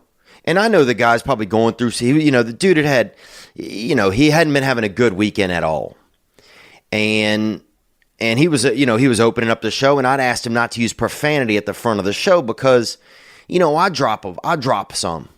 And you know, one of the rules in comedy is if you're too blue up front, then it doesn't leave room for the dude at the end to be blue, you know? Like if the first guy drops a bunch of F-bombs, then, you know, the crowd might not be ready for all that. And so it just can make it tricky out of the gate. So anyhow, that was the situation. Am I blaming the dude? You know, no, I'm not. But here's the crazy part. The club left him in the building. So here's a dude that was like threatening me, and then brings me up on stage. And then the club just is serving him booze the whole time and left him in the building. So then he brings me off stage at the end. So when I get off stage, he's coming back up. And I'm thinking, does this dude want to wrestle? You know, does this dude have a dagger? You know, is he going to try to, you know, do we have a syringe of bleach and he's going to try to get me in the neck? You know, is he going to try to give me that ultimate white neck? So it was just poorly run. You know, I will say that. And the people that booked me and everything were cool, but it was poorly run. And so I want to apologize to my fans that came out and were in an environment that they felt was poorly run. Because, you know, I take responsibility for what my fans come out to see, you know. A lot of my fans are my friends. So I take responsibility for what they come out to see. And if they come out to a show and the MC, the dude who's, you know, is yelling, fuck this dude, you know, I'll fuck him up, all of this shit, and the club's letting them stay in the building because they're not paying attention to their own stage because they just worried about whatever else, then you know what? It's not a fair way to treat somebody. And it's not a fair way to treat audience members. And I feel like at that point, I'm like, and I'm not whining about it. You know, it's like, you know, the dude was going through a tough time. I get it, man. We all go through tough stuff, you know. And I'm not even generally mad at the guy. I'm really not. You know, I've been there. You know, I've had a lot of anger. You know, I'll admit I had some part in it. I probably could have handled myself a little bit better with the guy. You know, recognize he was going through things. But the club that leaves a dude in there, that wasn't cool. It wasn't cool. So outside of that, I think most of the people that came out, we had a great experience. You know, and that was that. But everybody's been asking. And so, you know, I wanted to comment on it. I'm not saying don't go back to the club. I'm not saying that they're not a good place. But I'll say that it was the most awkward experience I've ever had at a club over the weekend. I will say that, you know. Anyhow, what else, man? Let's get into what else. I got that body pumping. And I'm down here in La Jolla. You know, one of the things that happened to me sometimes, this used to happen a lot when I was on the road. You know, you'll get a couple of Muppets that'll reach out trying to catch that meat, you know. You know, you get some ladies you haven't talked to in a while and they hollering at daddy. They see daddy's name on a sign, they dropping, you know, a text, you know. Remember this? I met you, you know, 6 years ago behind the Mexican grill. You know, remember this? You know, you used to know my girl Janet. You know, we met up by you know, we all went over to the park and we're on a swing set drinking liquor. You remember this? You know, it's like, you got to fend some of that off. You know, I notice as I get in this zone, I got to get a little more focused on my shows, man. You know, now when I was a little bit younger, I'd be out there, you know, and, you know, a lot of these ladies whistling at this meat. And a lot of ladies trying to catch this hit of ham in their jaw. But now I'm trying to stay focused. I got my eye on the prize. And I just put an orange slice in my mouth. And I'm sorry, I know people don't like to hear people eat. But I just put a beautiful little orange slice in my mouth. And goddamn, that thing was beautiful. I mean, I love oranges. Now, some of y'all know, my brother used to eat a lot of oranges when we were children. And I strongly remember watching him eat oranges. And I just remember thinking, man, that boy, he's got it made, you know. Because you know, I was in the environment where, like, one of your siblings would go off and get something and then bring it back just for them. Nobody was bringing back 2 oranges. So you'd be like, damn, this motherfucker got an orange, huh? It'd be Christmas and you're like, damn, look at this bitch with that Christmas orange. And you'd watch him eat that thing. And you'd watch him, you know, rip into the shell of that thing, that orange shell, and just see some of that skeet just fly out that orange, you know? And that's just the Lord's backwash flying out of that thing. I'm just saying, oh man, you try to catch it in your mouth in the air because you knew that was all you were going to get. And you sit there and watch your sibling eat something thinking maybe they give you that last piece. You remember that? Be like, damn, he down to 2 slices left on this orange.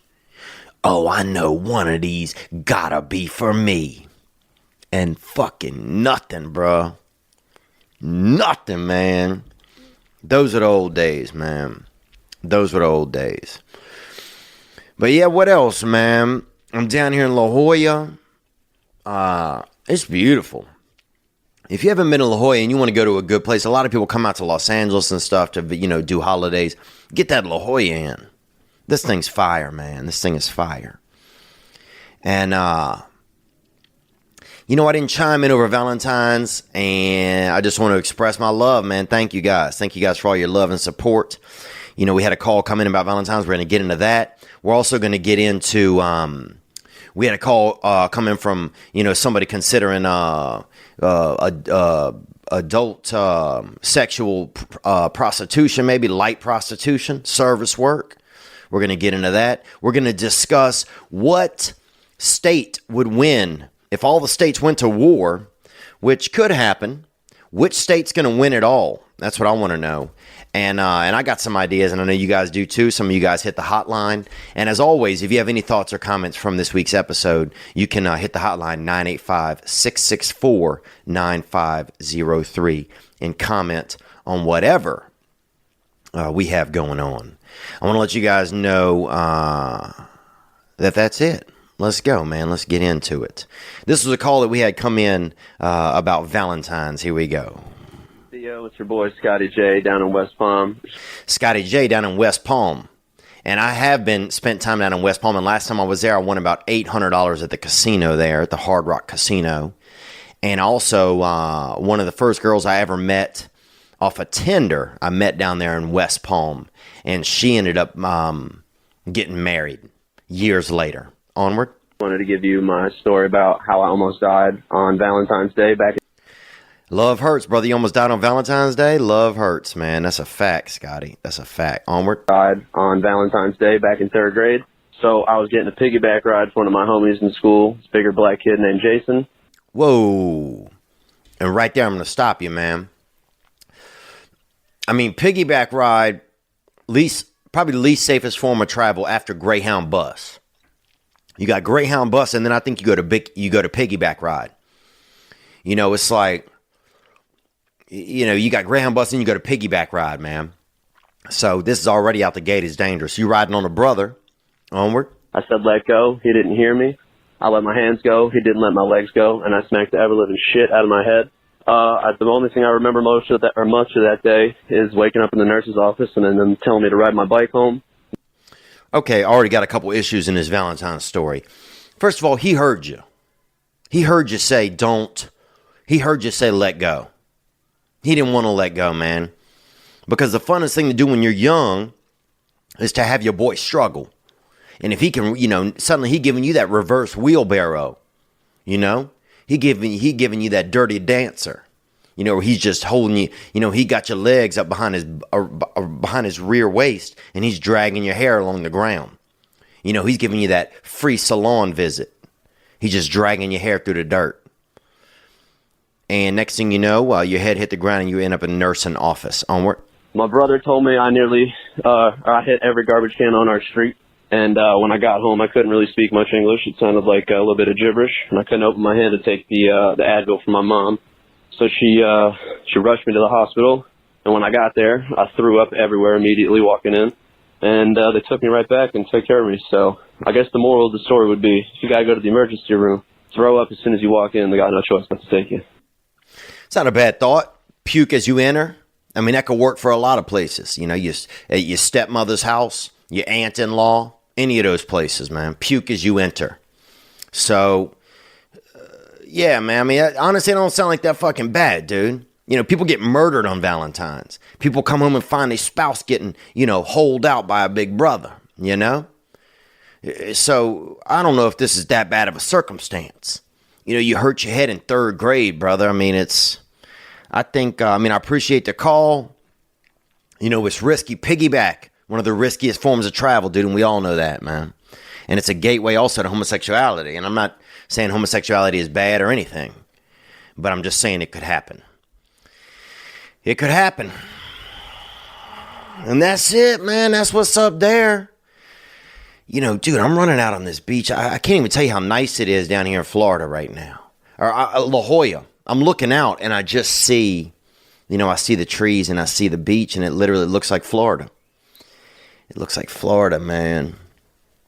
And I don't want to get into it, but my heart and thoughts and and my love goes out to all the people dealing with the tragedy there in Florida. And I know that's a tough time, and it's tough to see that. And I don't know how you find the solution. It makes me want, I've never been a parent, but I just wonder how hard is it to know if your kids have guns? If your kids are not doing well. Maybe it's just really hard to know. Because look, you can argue the gun thing all day. It would be great I'd love it if they didn't make any more guns. I'd love it if they made if they made a law a lot of times that we got enough guns. I'd like it if we went back to bow and arrows and see who's a real boss. I'd like that action sometimes. But even more so beyond that, it's just, how do we know if somebody's okay or not? How do we know if a dude's all right? Because everybody says, oh, we had that kid in our club. We had that guy in our, And I don't think the video games help either when you got these shoot 'em up type games, but I don't know if that influences people. I don't know. Oh, man, but it's just such a tragedy of just children going to school and then, and then they're going to heaven. And it's just disheartening. And then the media blows it all out. Now everything is it's a commentary on society, and it's a commentary on, immediately, it's a commentary on politics. And I wish somebody would shoot up one of these news networks. There you go. That'd be somebody with some real balls. But I feel horrible. Because imagine, a lot of these parents, they probably feel, as much as they don't want to, they probably feel some sadness also for the shooter, for the kid. Because obviously something was wrong with him. Obviously he was hurting. And I'm sure as a parent, you just don't want to see any child hurt. All right, man. I didn't mean to bring us into that hole right there. But it's a real thing. They didn't have that when I was young, I don't think. I mean, they had kids do guns. They had one of my friends was playing Russian roulette. His brother was playing Russian roulette and accidentally killed himself. Another young man was had a gun out at a party and accidentally killed himself. Definitely when there's a gun in the room, I don't get I'm not the guy that gets comfortable. I'm the guy that usually leaves the room. If there's booze and guns in the room and you're not in a hunting environment, I'm out. Because it's usually a knucklehead that brings a gun into that type of environment. But talking about that and talking about what's going on in these and making people mentally healthy. And then I wonder what factor of it is do humans even mean as much to other humans as they used to? Is there something there where we're starting to just lose the human connection? Where you just look at other humans and you don't get that feeling that we're the same thing anymore or something. I'm talking about something in the air and the zeitgeist that we're not, that connectivity isn't there, that used to be there. I mean, you used to need humans. There was a time when you needed humans for everything. And now you can kind of not need humans if you want. You can go a whole day and really not need any humans. You can just need machines. They even have something called life support. It's a machine. You could just be on that. Back in the day, if you wanted, some support, you had to go to an actual person, have them just, cheer you on, hold your hand, tell you they love you. Now they got a life support machine. So it's just maybe, times are changing. I don't know.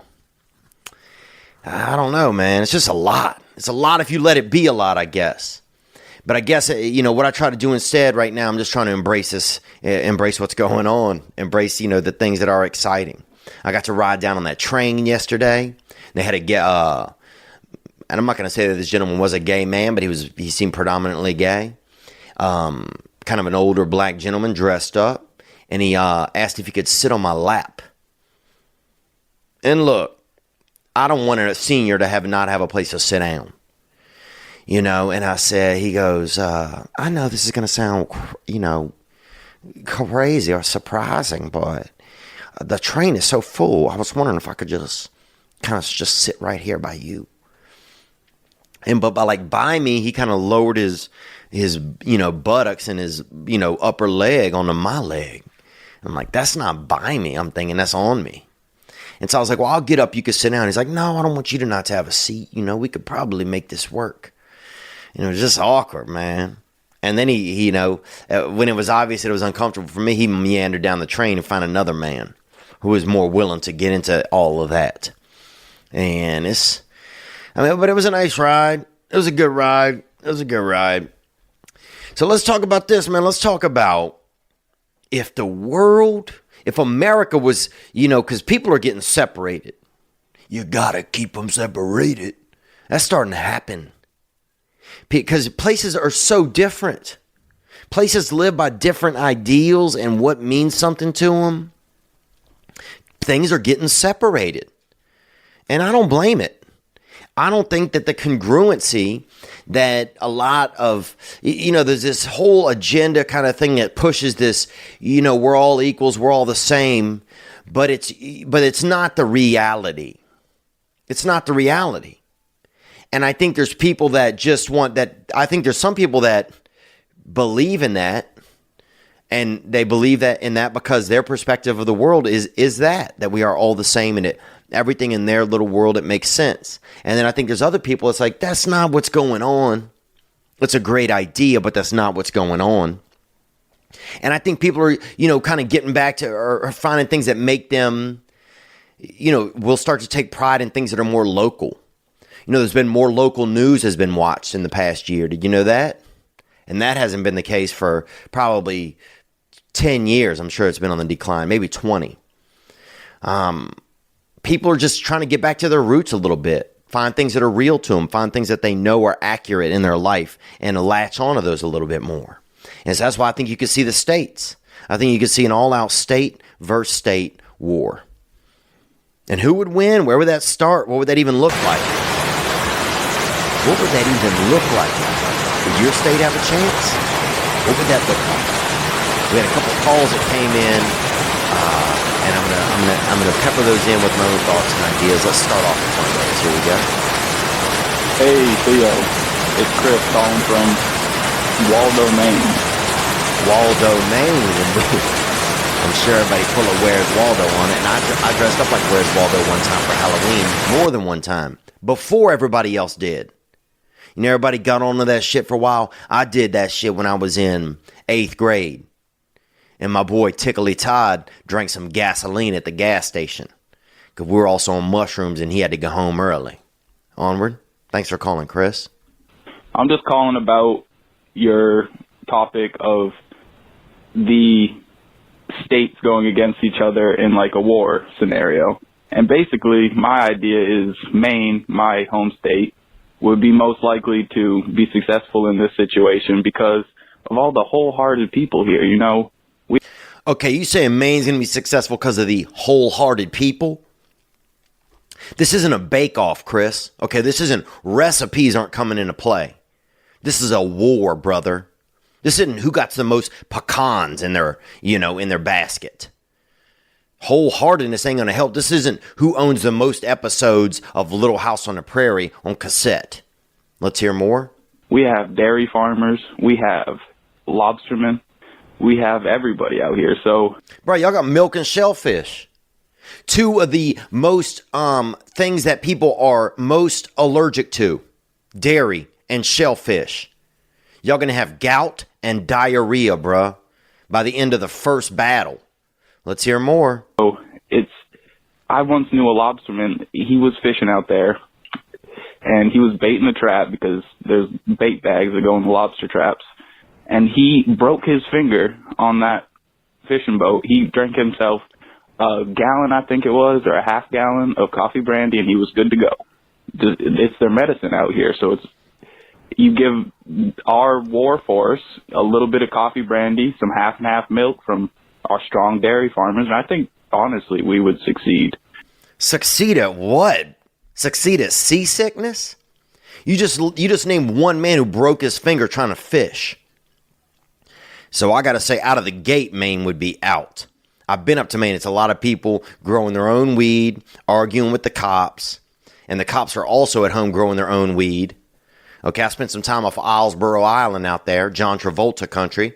Went and we had dinner with Kirstie Alley one time when I was a child. A friend of mine knew her. And I tried to finger bang a chick in an attic out there who I was in love with, and also hit a bat with like a vampire, not a vampire bat, but like a regular American bat with a tennis racket. So I've been through some shit out there. You know, Maine, it's just a bunch of unfinished houses, a lot of rainwater. I mean, it's good people. You got the Black Bears, that's y'all's state mascot for the state, for the college, University of Maine, I think. But I'm going to say this. I don't think you guys get out of that bracket, out of that northeastern bracket. No way. You guys would probably...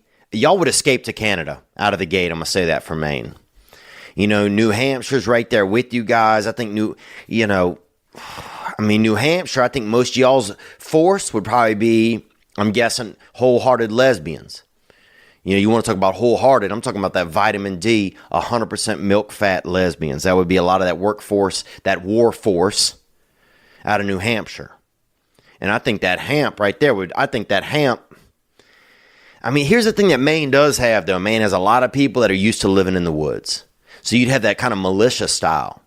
But y'all are a lot of vegans, dude. A lot of people up there eating raspberries and, you know, cultivated scabs, just bad granola. I don't think y'all going to have the energy to withstand. Y'all know about a lot of roots and stuff like that, so you could live in the woods for a while. So I'd say this. Maine would beat New Hampshire. I think you guys would probably struggle against Vermont. And Vermont and New Hampshire, let's be honest, they're really just the same thing to people. Okay, I know that, New Hampshire, I think, is John Irving country. He wrote a lot of those books, Cider House Rules. You know, you got a lot of wrestlers and a lot of rich kids up there going to private schools and stuff like that. But the truth is, that's a great white north. A lot of people hopped up on syrup, sucking on trees, smoking dope. You know, you got the basketball team up there, the Catamounts. I don't think that's going to help. You know, they're super pale, way pale. You know, people look like they're allergic to the sun. I don't think anybody makes it out of that bracket. Now, I think then you get over to Massachusetts. And I think Connecticut would get their ass kicked by Rhode Island. I'm going to go with that if we're starting in this northeast bracket. Connecticut doesn't have a shot. Connecticut's a lot of, rich people. A lot of people from New York and stuff hiding their money out in Connecticut. They got these really fancy homes. They got these rolling hills outside of Hartford. You got the British out there. It's basically British. It's a lot of people trying to pretend that they're not British, and they do look British. They got these little rock walls outside of their houses. It's fancy.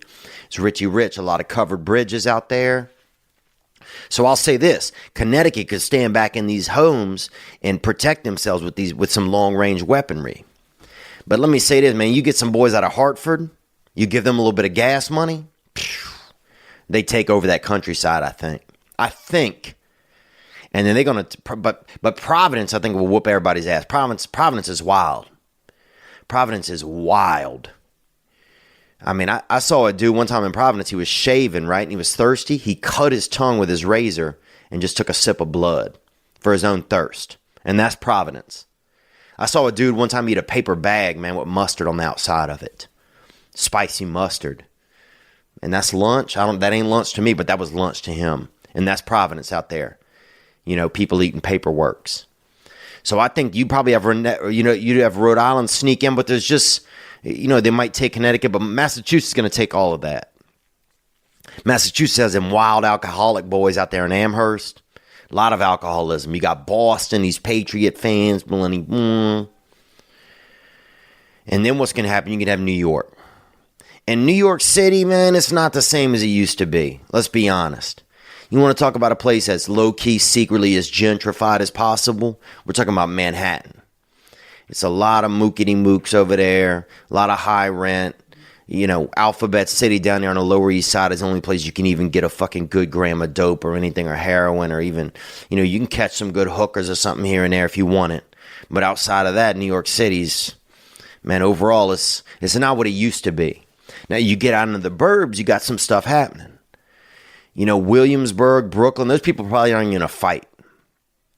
This ain't like the Newsies back in the day when Christian Bale and the boys would argue over, you know, the price of newspapers and what was being printed. These dudes nowadays, a lot of soft cats out there. So you can have a lot of dudes saying, you know, Williamsburg, like you'll read in Williamsburg, the graffiti in the bathroom, you'll read like, you know, Derek sucks dick, but only if he's okay with it. You know, you read shit like that. You're like, what? Who cares? It's just supposed to say Derek sucks dick. You know, it's not real. Nobody even knows who Derek is. It's not a real thing. It's graffiti. But they'll be, you know, they'll be trying to make too much peace. They'll be trying to make too much peace in a war. They won't realize it's called a war. And they'll be trying to do all this peace stuff and wear all these fancy sneakers. And I think New York is taken out. I think New York is taken out. New York City, I think they get taken out, though, by the real hitters. Rochester, Buffalo, Albany. They had a guy on a Greyhound bus out there outside of Albany cut another man's head off at a rest area. Do you know the savageness have to be in someone to take another man's head off with probably a not even decent blade?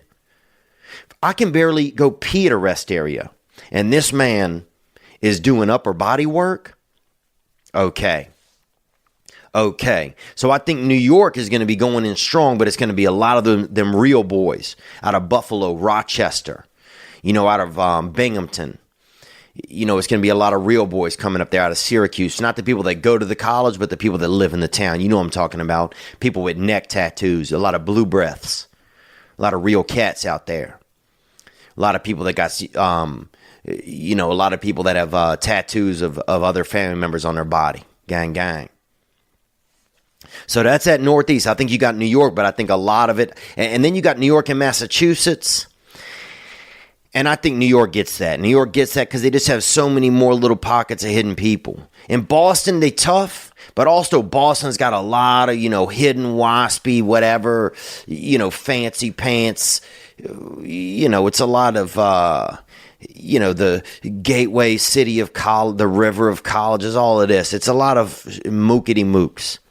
You know, it's a lot of people who don't wash their own silverware. So I think that's what you're going to get right there, and you get New York that takes that region. So out of there, you got New York, predominantly upstate New York, taking that region. That's where I'm starting at. And that's what I'm going to pull out of that main conversation. Chris, I appreciate your call. Let's take another call right here. Here we go. Hey, Theo, this is Ryan.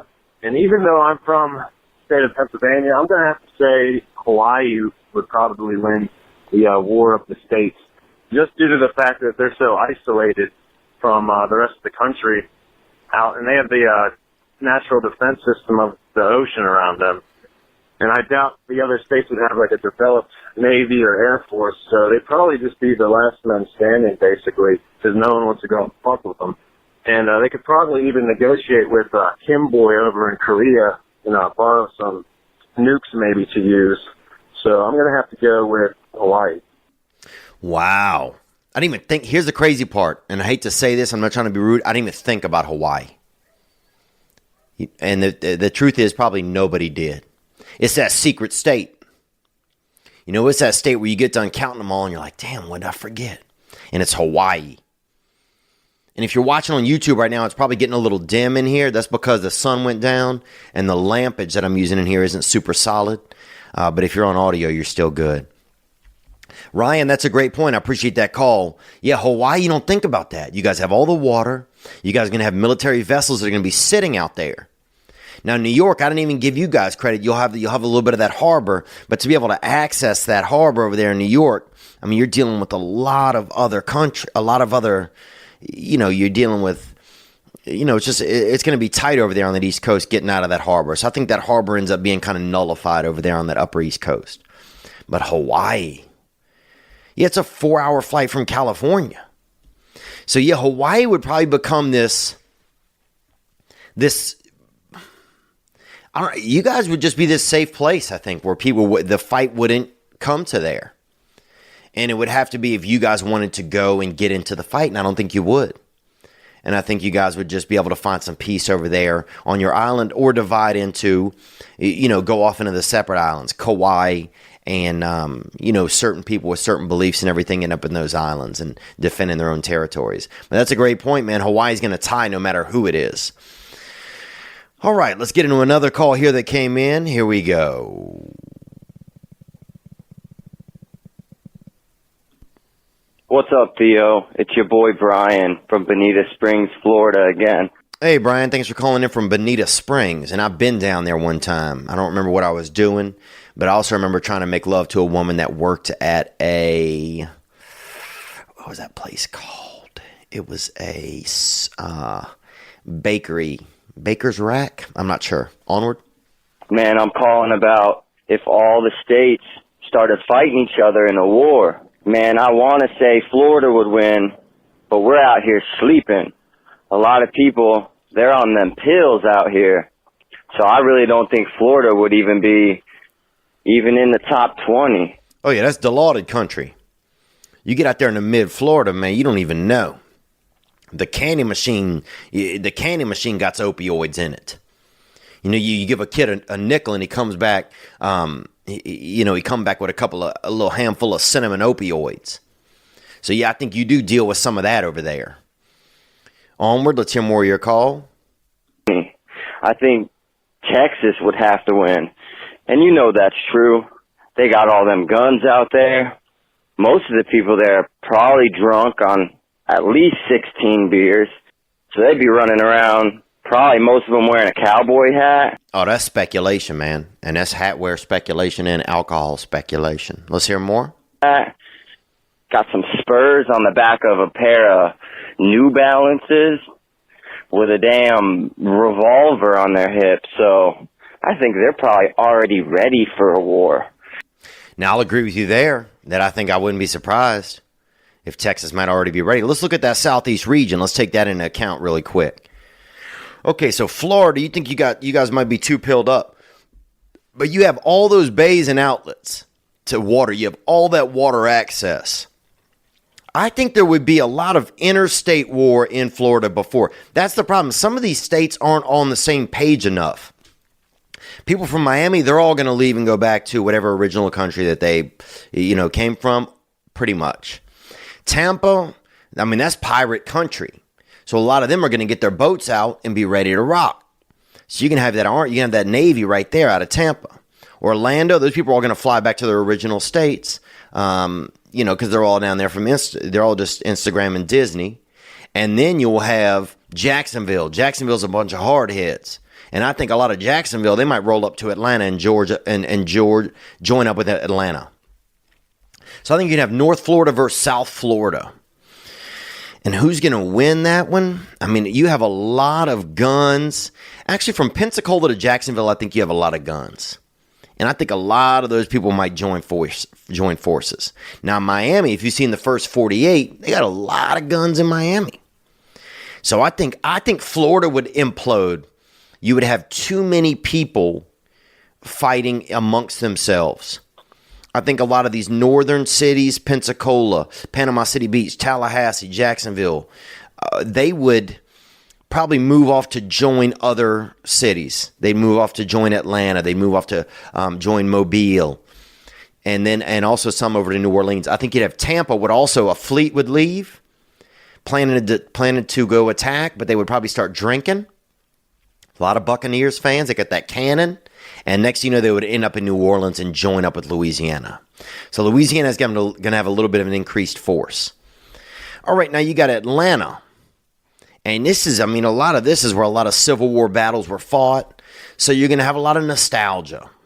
You're going to have a lot of people selling Civil War II artifacts and like autographed posters. Tonight speaking at the bar, we got the great grandson of Robert E. Lee, or we're playing Glory tonight, and everybody come watch. It's a fundraiser.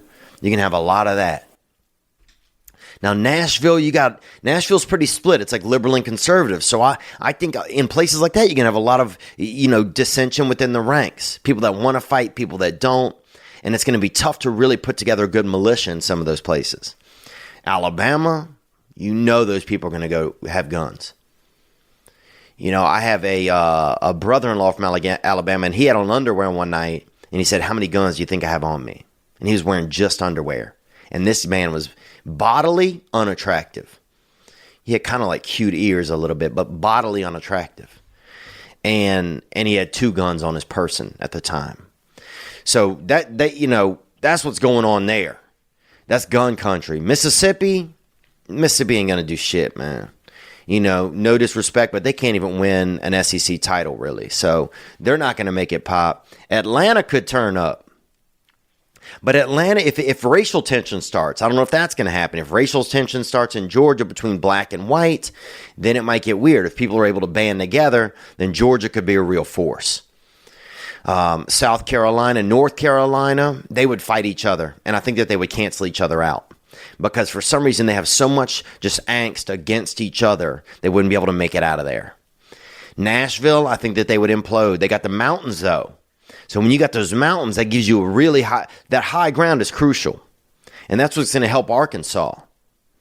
But Arkansas, I think, they're still trying to get a lot of, I don't think, they're still trying to figure out who's family and who isn't family. And there's still too many domestic disputes over there. I think that they would end up fighting each other more. So coming out of that South, I think you're going to have New Orleans down there. But they're having so much fun down in New Orleans. A lot of the gunplay down there, a lot of the crime there is black on black. So you'd have to really, band together and get a good, black and white militia to band together, I think, for Louisiana to have a good shot. But I think Georgia's going to be your power player, Georgia or Alabama, coming out of that southeast region. And maybe Tennessee, but, I just don't know. Now, Texas, then we get over to Texas, and I'll tell you straight up, Texas is used to defending a border out of the gate. So they're going to have that ability out of the gate. Texas is used to defending a border. So they already have all that experience. Bang, bang. So that's going to be huge. Texas is a lot of hard-working, show-up men. And I don't care what ethnicity or anything, that shit doesn't matter as much in Texas. In Texas, it's about do your shit or get the fuck out of here. And so I think they're going to bring that style of play to this war. And I think out of the gate, that's going to whoop Louisiana's ass. They'll whoop Arkansas. There's actually a town called Texarkana, which is Texas, Arkansas, Louisiana. It's the corner of all three. And that town would just be called Texas Town because they're going to whoop ass. New Mexico, a lot of those people might head back to regular Mexico out of fear. So I think you got Texas going to whoop ass around there. Oklahoma's a lot of bad boys, and it's a lot of Native American people. So that that's you're going to be dodging bullets and ducking arrows. That's going to be hard to do. But I think Texas does that. I think Texas really, really does that. Now over to this West Coast, and you got Arizona, Las Vegas, dude. Las Vegas, they're going to take all that money and run off. They're going to be gone. Nobody's defending that place. Nobody's even from there. Everybody's out of Nevada. Utah, they're going to be praying for everything to work out for everyone, and I think we will all need that, so I'm hopeful that they'll do that. Arizona, a fifth of that state is probably illegal, or maybe a 12th or something, and I'm not saying that to offend anybody. I used to live in Tucson, Arizona. I had a lot of friends there that were not legal citizens, so, whatever, but I think a lot of that group's going to leave. I don't think they're going to be able to hold it down. So then I think you have Texas and California. They're going to have to, really go toe-to-toe at some point. Washington and Oregon will probably refuse to fight. They'll probably try to, have a cook-off or do something more peaceful. Even though you have a lot of cowboys, you got a lot of bad boys out there. in Eastern Washington and Eastern Oregon, a lot of real deal cats. But I think that they're going to merge up in some other group. And they might band together out there in the hills of Idaho. So now you got men out there in the hills of Idaho, men and women, you got families just holding up out there. And I think that'll actually become a group that won't fight as much as they will just start to take care of themselves. But then Texas is going to want a piece of California. But just because everybody wants a piece of it, but they're the closest ones. Now, California, man, they got a lot of hard heads coming out of San Francisco, out of Oakland, Hayward, Sacramento, the home of missing people. San Jose, one of the most peaceful communities. You got, Los Angeles. Everybody's going to leave Los Angeles and go back to either their home countries or their home cities. Nobody's defending that place. San Diego, a lot of the military is there, right? But that military is from other states. And a lot of that military they're gun owners, So a lot of those military, they're going to head back to their original states. So you got to factor them in elsewhere. That's why I think California folds. I don't think they have the chance. They have a ton of land. It would be some huge battles. But I think at some point you have Texas taking that whole southwestern border on the north side of Mexico. And man, and I think that, and let me look at the Midwest really quick. Wisconsin, cheese is a major ingredient. You can't fight on fucking queso. You're going to be all boweled up. You guys are going to be shitting in the woods. That could be very alarming. Also slow. A lot of them Wisconsin boys, they big, but they slow. But they can fight in the winter because they're used to being in the cold. Indiana, where the Ku Klux Klan started, a lot of violence out there in Indiana. I wouldn't be surprised to see them show up. Ohio, they're in the national championship almost every other year, so you're going to think they're going to put something together. I think Ohio beats Michigan. I know everybody from Michigan is going to say, fuck, no way they beat us. But they beat two-year football teams every year, Michigan and Michigan State. So let's don't pretend like it might not be possible. Ohio beats Michigan. Indiana, the problem with Indiana is a lot of their youth over there and like some of these colleges and stuff, there are a lot of transplants. Indiana University is a lot of transplants. So Ohio's going to take Indiana. You go to Ohio, taking Indiana, Missouri. A lot of swingers out there. A lot of people eating at the buffet, wiener and vagina. So I think Ohio takes that. You got the Dakotas, Minnesota could come down. Kansas, Colorado. Now, a lot of these men, they're living on land and prepared to defend themselves. But what does that look like if it really gets wild? I think a lot of those men, they would band together. I think there will be a faction over there in Colorado. So you'll have a group in Colorado. You'll have a group in Idaho up in those mountains. That's kind of that northeastern group. You'll have Texas, which is taking over the southeastern border. You'll have Georgia. You'll have New York, which is a lot of upstaters. A lot of them business cats in the city, they're out. They ain't got the balls to fight, man. They just got the balls to do banking. And then you got that Midwest region. I think Ohio will come over. But that Midwest, they don't like each other so much that I don't know if they're going to be able to band together. So a lot of them might fizzle out. Wisconsin, you got a lot of cats. And they're so nice. Minnesota, nice. You can't win a war on nice. So I think they're going to fold. Minnesota would try and beat another place and then send a get well card, which is sweet, but not in war. We're talking about war.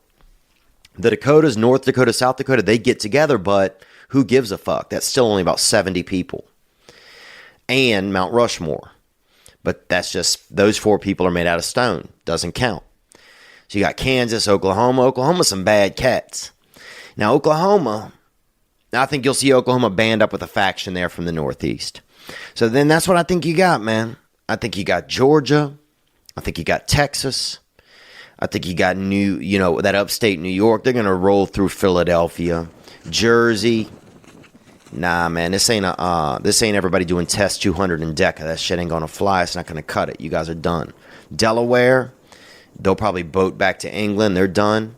Maryland's thuggish, but Baltimore is drugged out. It's the Walking Dead, yo. So Baltimore, I think, will be under, even though they got that, but you have that Naval Military Academy. So if them boys choose to stand up and fight for that academy, you could have a real faction right there. So that's where I'm at. That's where I'm at. And I'll finish that up on Thursday. I think I'll talk about it a little bit more about what is how does this play out? How does it finish out? If you guys have some thoughts and you want to chime in, hit that hotline, 985-664-9503.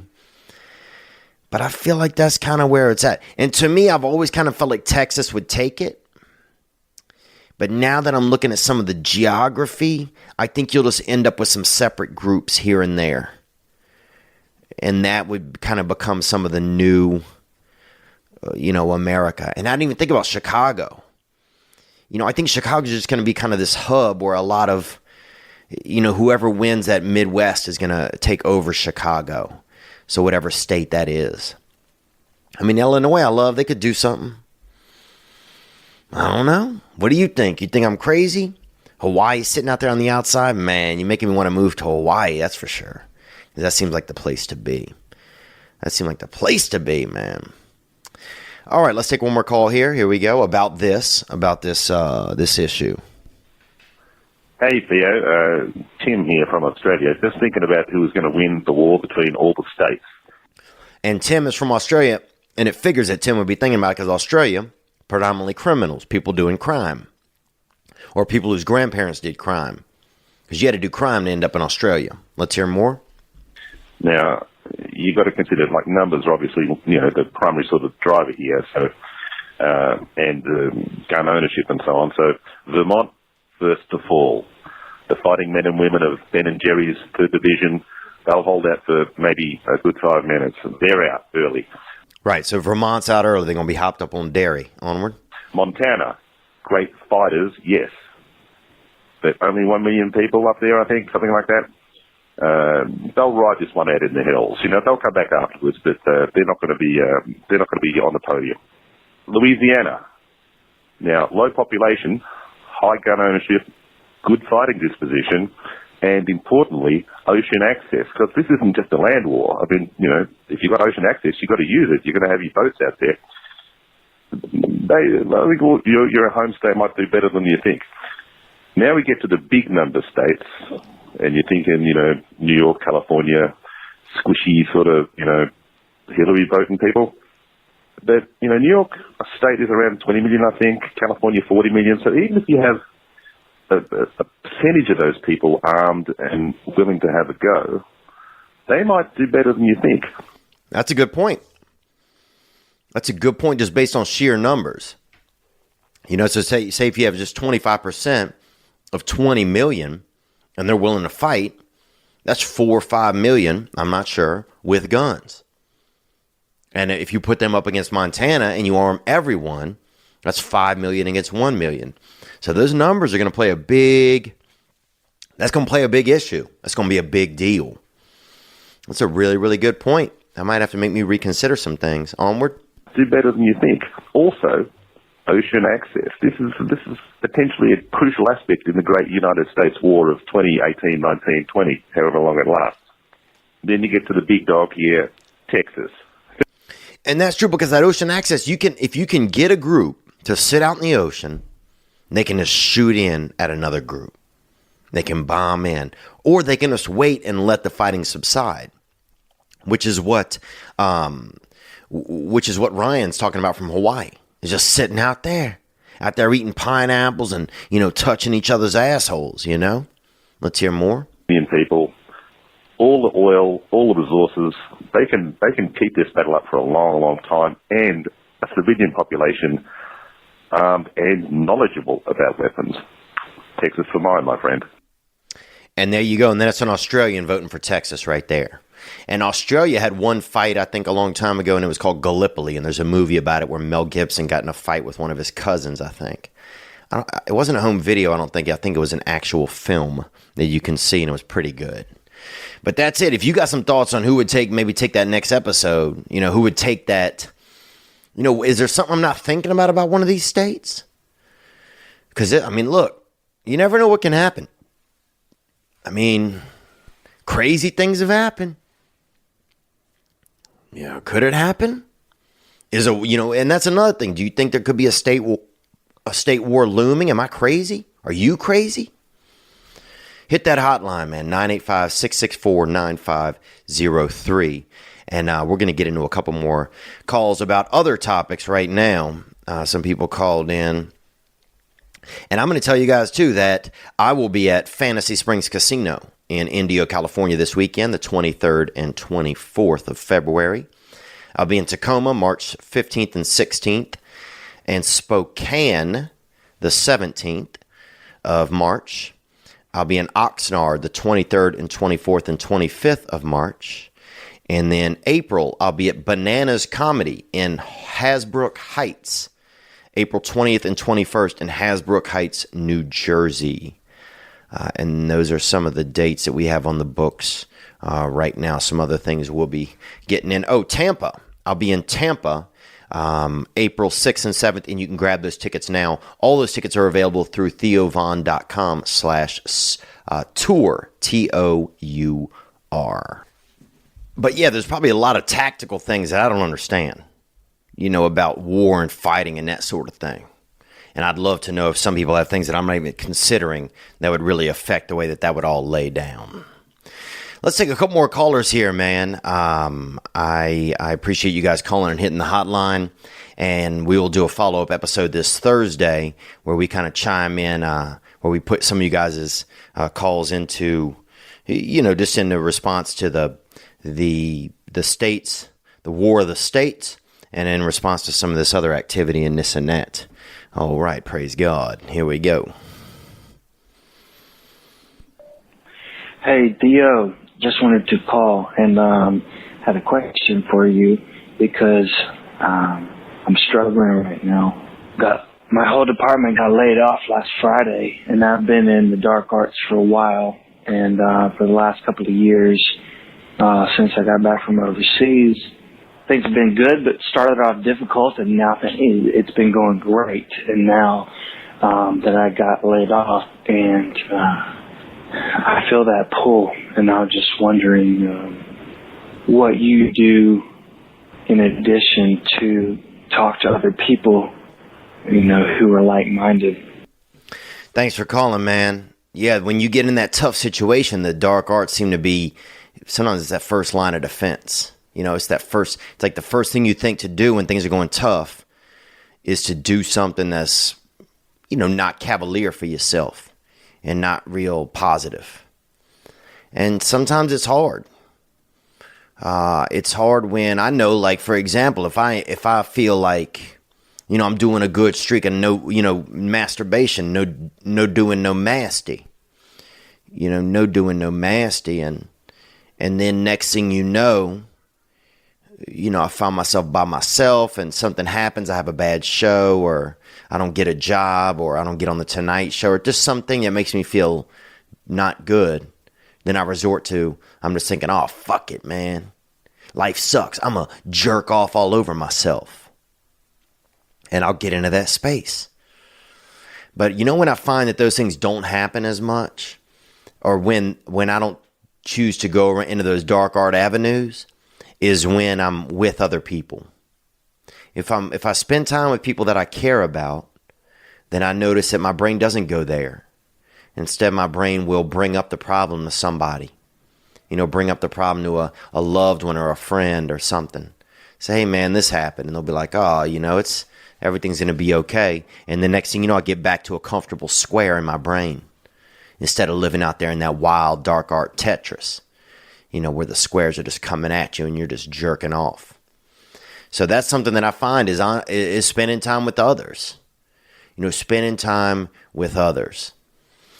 And there's other little things, and everybody does it different. People do meditations. People go for a walk. People do little things because usually that temptation arises and it'll just sit on you for a little bit. The temptation to act out, the temptation to, run around on your spouse, or the temptation, to flirt with a girl, the temptation to cause trouble, raise hell. That pull, that little pull inside of you. Oh, things didn't go well, I'm going to get fucked up. This didn't happen, I'm going to buy a couple grams of cocaine and fucking race rats out there outside of the city limits where you legally can. I'm going to make them choices. But that's just like about 30 seconds or 90 seconds that pull is there. And if you can ride out and you don't give in to that initial pull, usually things are fine. Usually you can get through it and get back to your regular brain. And your regular brain is, it sounds like one that's doing pretty good. Like you've had some good things going for yourself since you got back from service. But I appreciate your service, man, and I appreciate you calling in, Austin. Let's go another call right here. Here we go. Hey, Theo.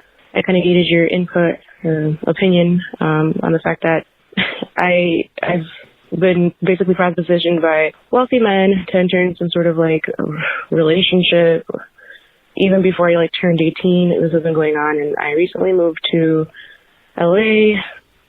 Okay, so you got wealthy men throwing them bucks for them fucks. You got wealthy men offering that booty cash. They're trying to swipe that card between your ass cheeks. And it's popular, especially out here in Los Angeles. I think a lot of men also, there's this whole new side of that, where a lot of men are just in fear of being with a woman where there isn't a transaction, because then there's no clear terms of what's going on. It makes me wonder if prostitution, or if, legalization of prostitution might be on the looming on the horizon, because men are afraid to even, do regular sex or touch regular local cooter. I mean, I get nervous. I won't even jerk off in the city limits anymore. I drive outside of town and jerk off. If you see me jerking off out somewhere outside of town with a group of other men, it's not a gay thing. It's just straight men trying to just survive. That's all that is.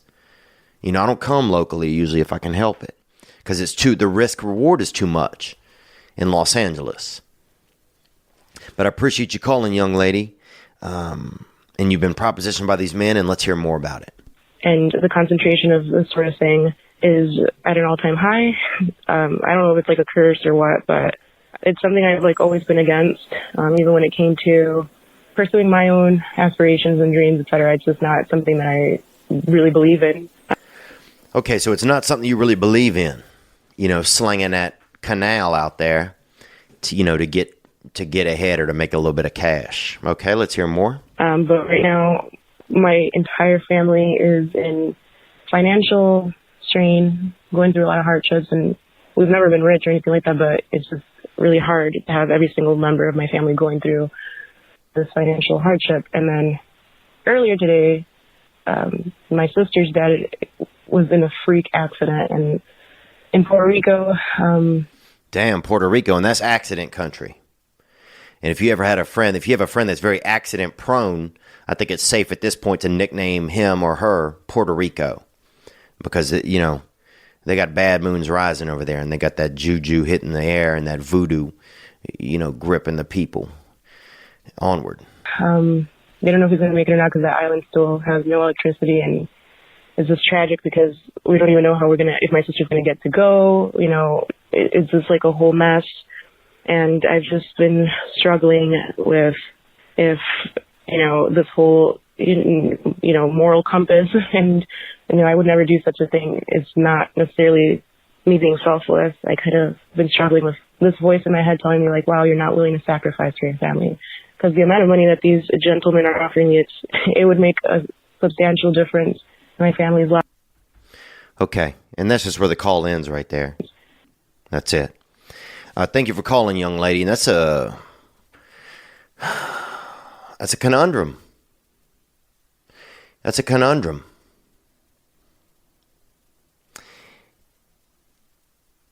My first thought is no. You don't do that. But that, I think, is also an old idea. I think it's, I never had that. I got that decent dick, but I never had anything that people really wanted real heartily, and they was coming to pay for it. I never had that pay for dick. I've just had that, get it when they get it dick. And sex is a commodity. It's one of the biggest commodities out there. It's pushed constantly. In fact, as I was jogging today, I saw so many tits and asses and breasts and you could see outlines of vulvas and you could see trimesters. You could see everything. And it made me think, like, damn. Like, when I was growing up, sex was what you were trying to get. And now, I don't even know if that's the case anymore. I think now sex is available. Readily available. And what you're trying to get is something real. Something tangible. Something that, when you throw it down into your heart, it echoes. Something that that reverberates. And so, with that thought, look, if you got to get out there and do it, honey, you get out there and do it. I'm not going to be mad at you. There's women doing it for far less reasons. That's for sure. And there's women doing it for real reasons. And I know it's a tough world. I know it's a tough world. And I can't, I'd be lying to you if I didn't tell you I'd let one of these fancy producers maybe, when I first moved to town, put his thumb in my ass for probably, 30 grand or something. Maybe I would. I don't know. I didn't get that opportunity.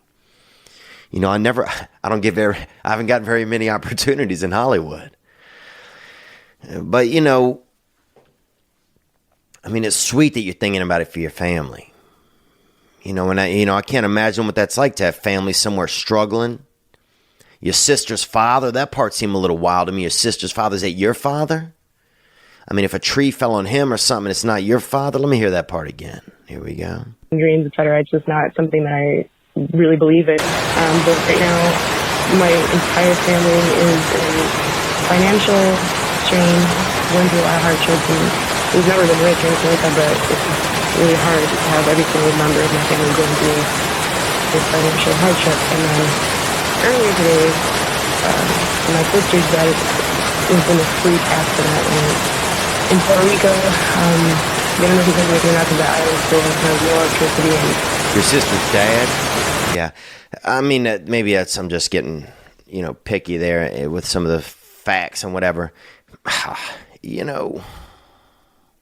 I'd like to see you try to find other ways to get through it. But these days, if it does, what does it mean to you? Does it mean a lot to you? Does sex mean a lot to you? If you don't, if it means a lot to you, then I think you find some other way to fight through it and get through it. If it doesn't mean anything to you, maybe that's the deal. And I don't say you get a broker or something, but I say you get out there and you get some good money. It just seems like the things that are going to come along with that environment are what really scares me for you. Women selling sex has been from the beginning of time. Everybody's selling sex in some form or another. A lot of these makeup ads, there's billboards in Los Angeles that say sugar models on every other corner. While the whole time there's this, time's up movement, there's also this whole other movement where it's just, sex is just becoming an item for exchange. And maybe that's a safer place for it. I don't know. I think this is just another big conversation kind of that, are we in a different time now? Am I living by old ideals? What's going on? Am I out of touch that, now it's it's more about the other side of things, finding the connectivity, finding something that's real. When I was young, it was about catching that nut locker, about finding a little lady that would let you, hide your root up in that nut locker.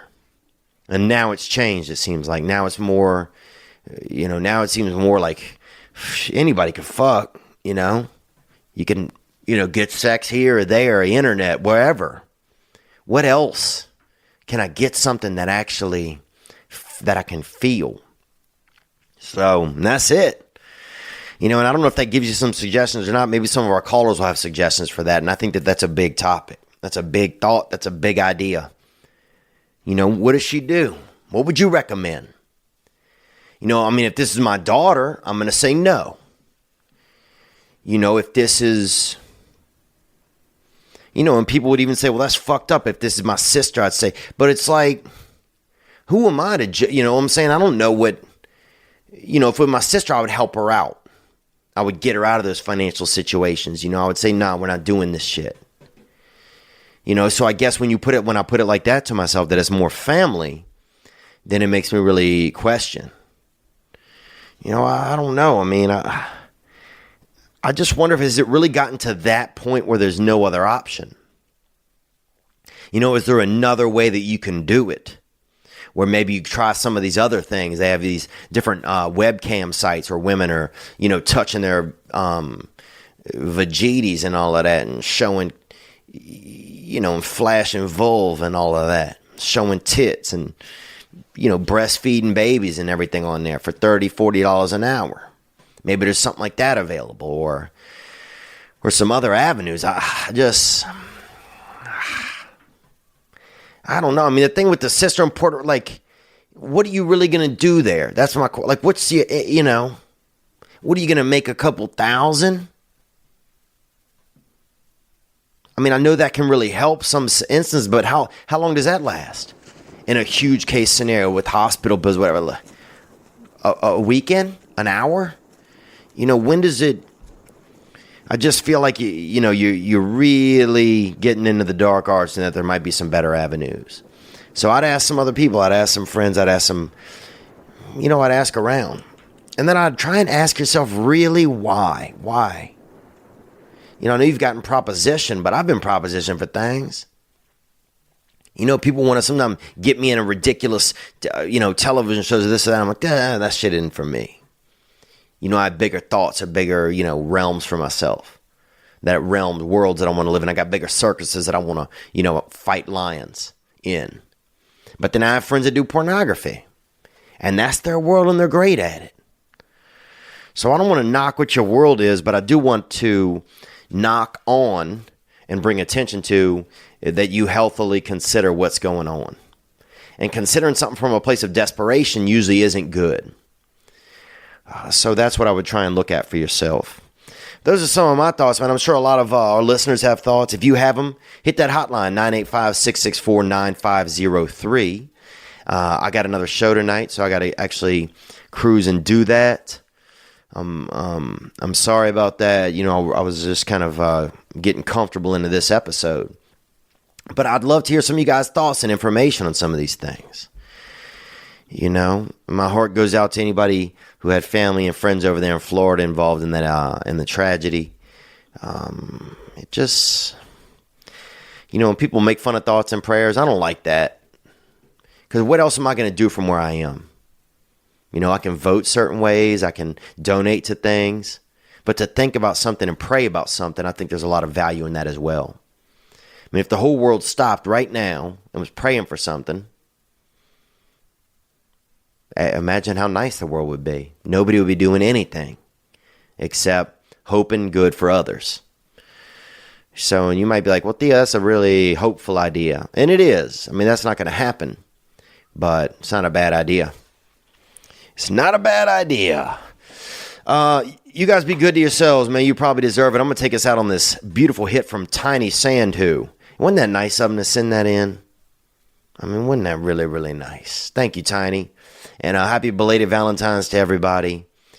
Man, if this state war happens, the war of the states, who's going to take it?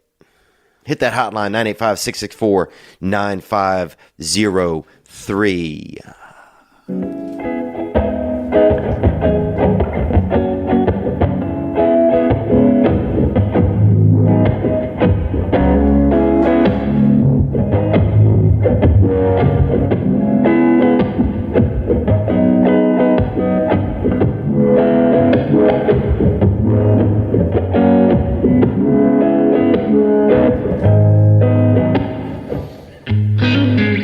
There's that flip.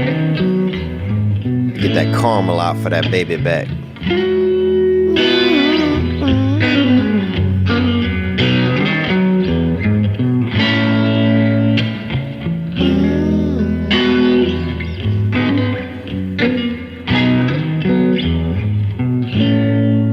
That's beautiful. This past weekend. Ladies and gentlemen, I'm Jonathan Kite, and welcome to Kite Club. a podcast where I'll be sharing thoughts on things like current events, stand-up stories, and 7 ways to pleasure your partner. The answer may shock you. Sometimes I'll interview my friends. Sometimes I won't. And as always, I'll be joined by the voices in my head. You have 3 new voice messages. A lot of people are talking about Kite Club. I've been talking about Kite Club for so long, longer than anybody else. So great. Hi, sweetheart. Here's Theo. Anyone who doesn't listen to Kite Club is a dodgy bloody wanker. Do you know what I mean? Hi, I'll take a quarter pounder with cheese and a McFlurry. Sorry, sir, but our ice cream machine is broken. No! I think Tom Hanks just butt-dialed me. Anyway, first rule of Kite Club is tell everyone about Kite Club. Second rule of Kite Club is tell everyone about Kite Club. Third rule, like and subscribe wherever you listen to podcasts or watch us on YouTube, yeah? And yes, don't worry, my Brad Pitt impression will get better.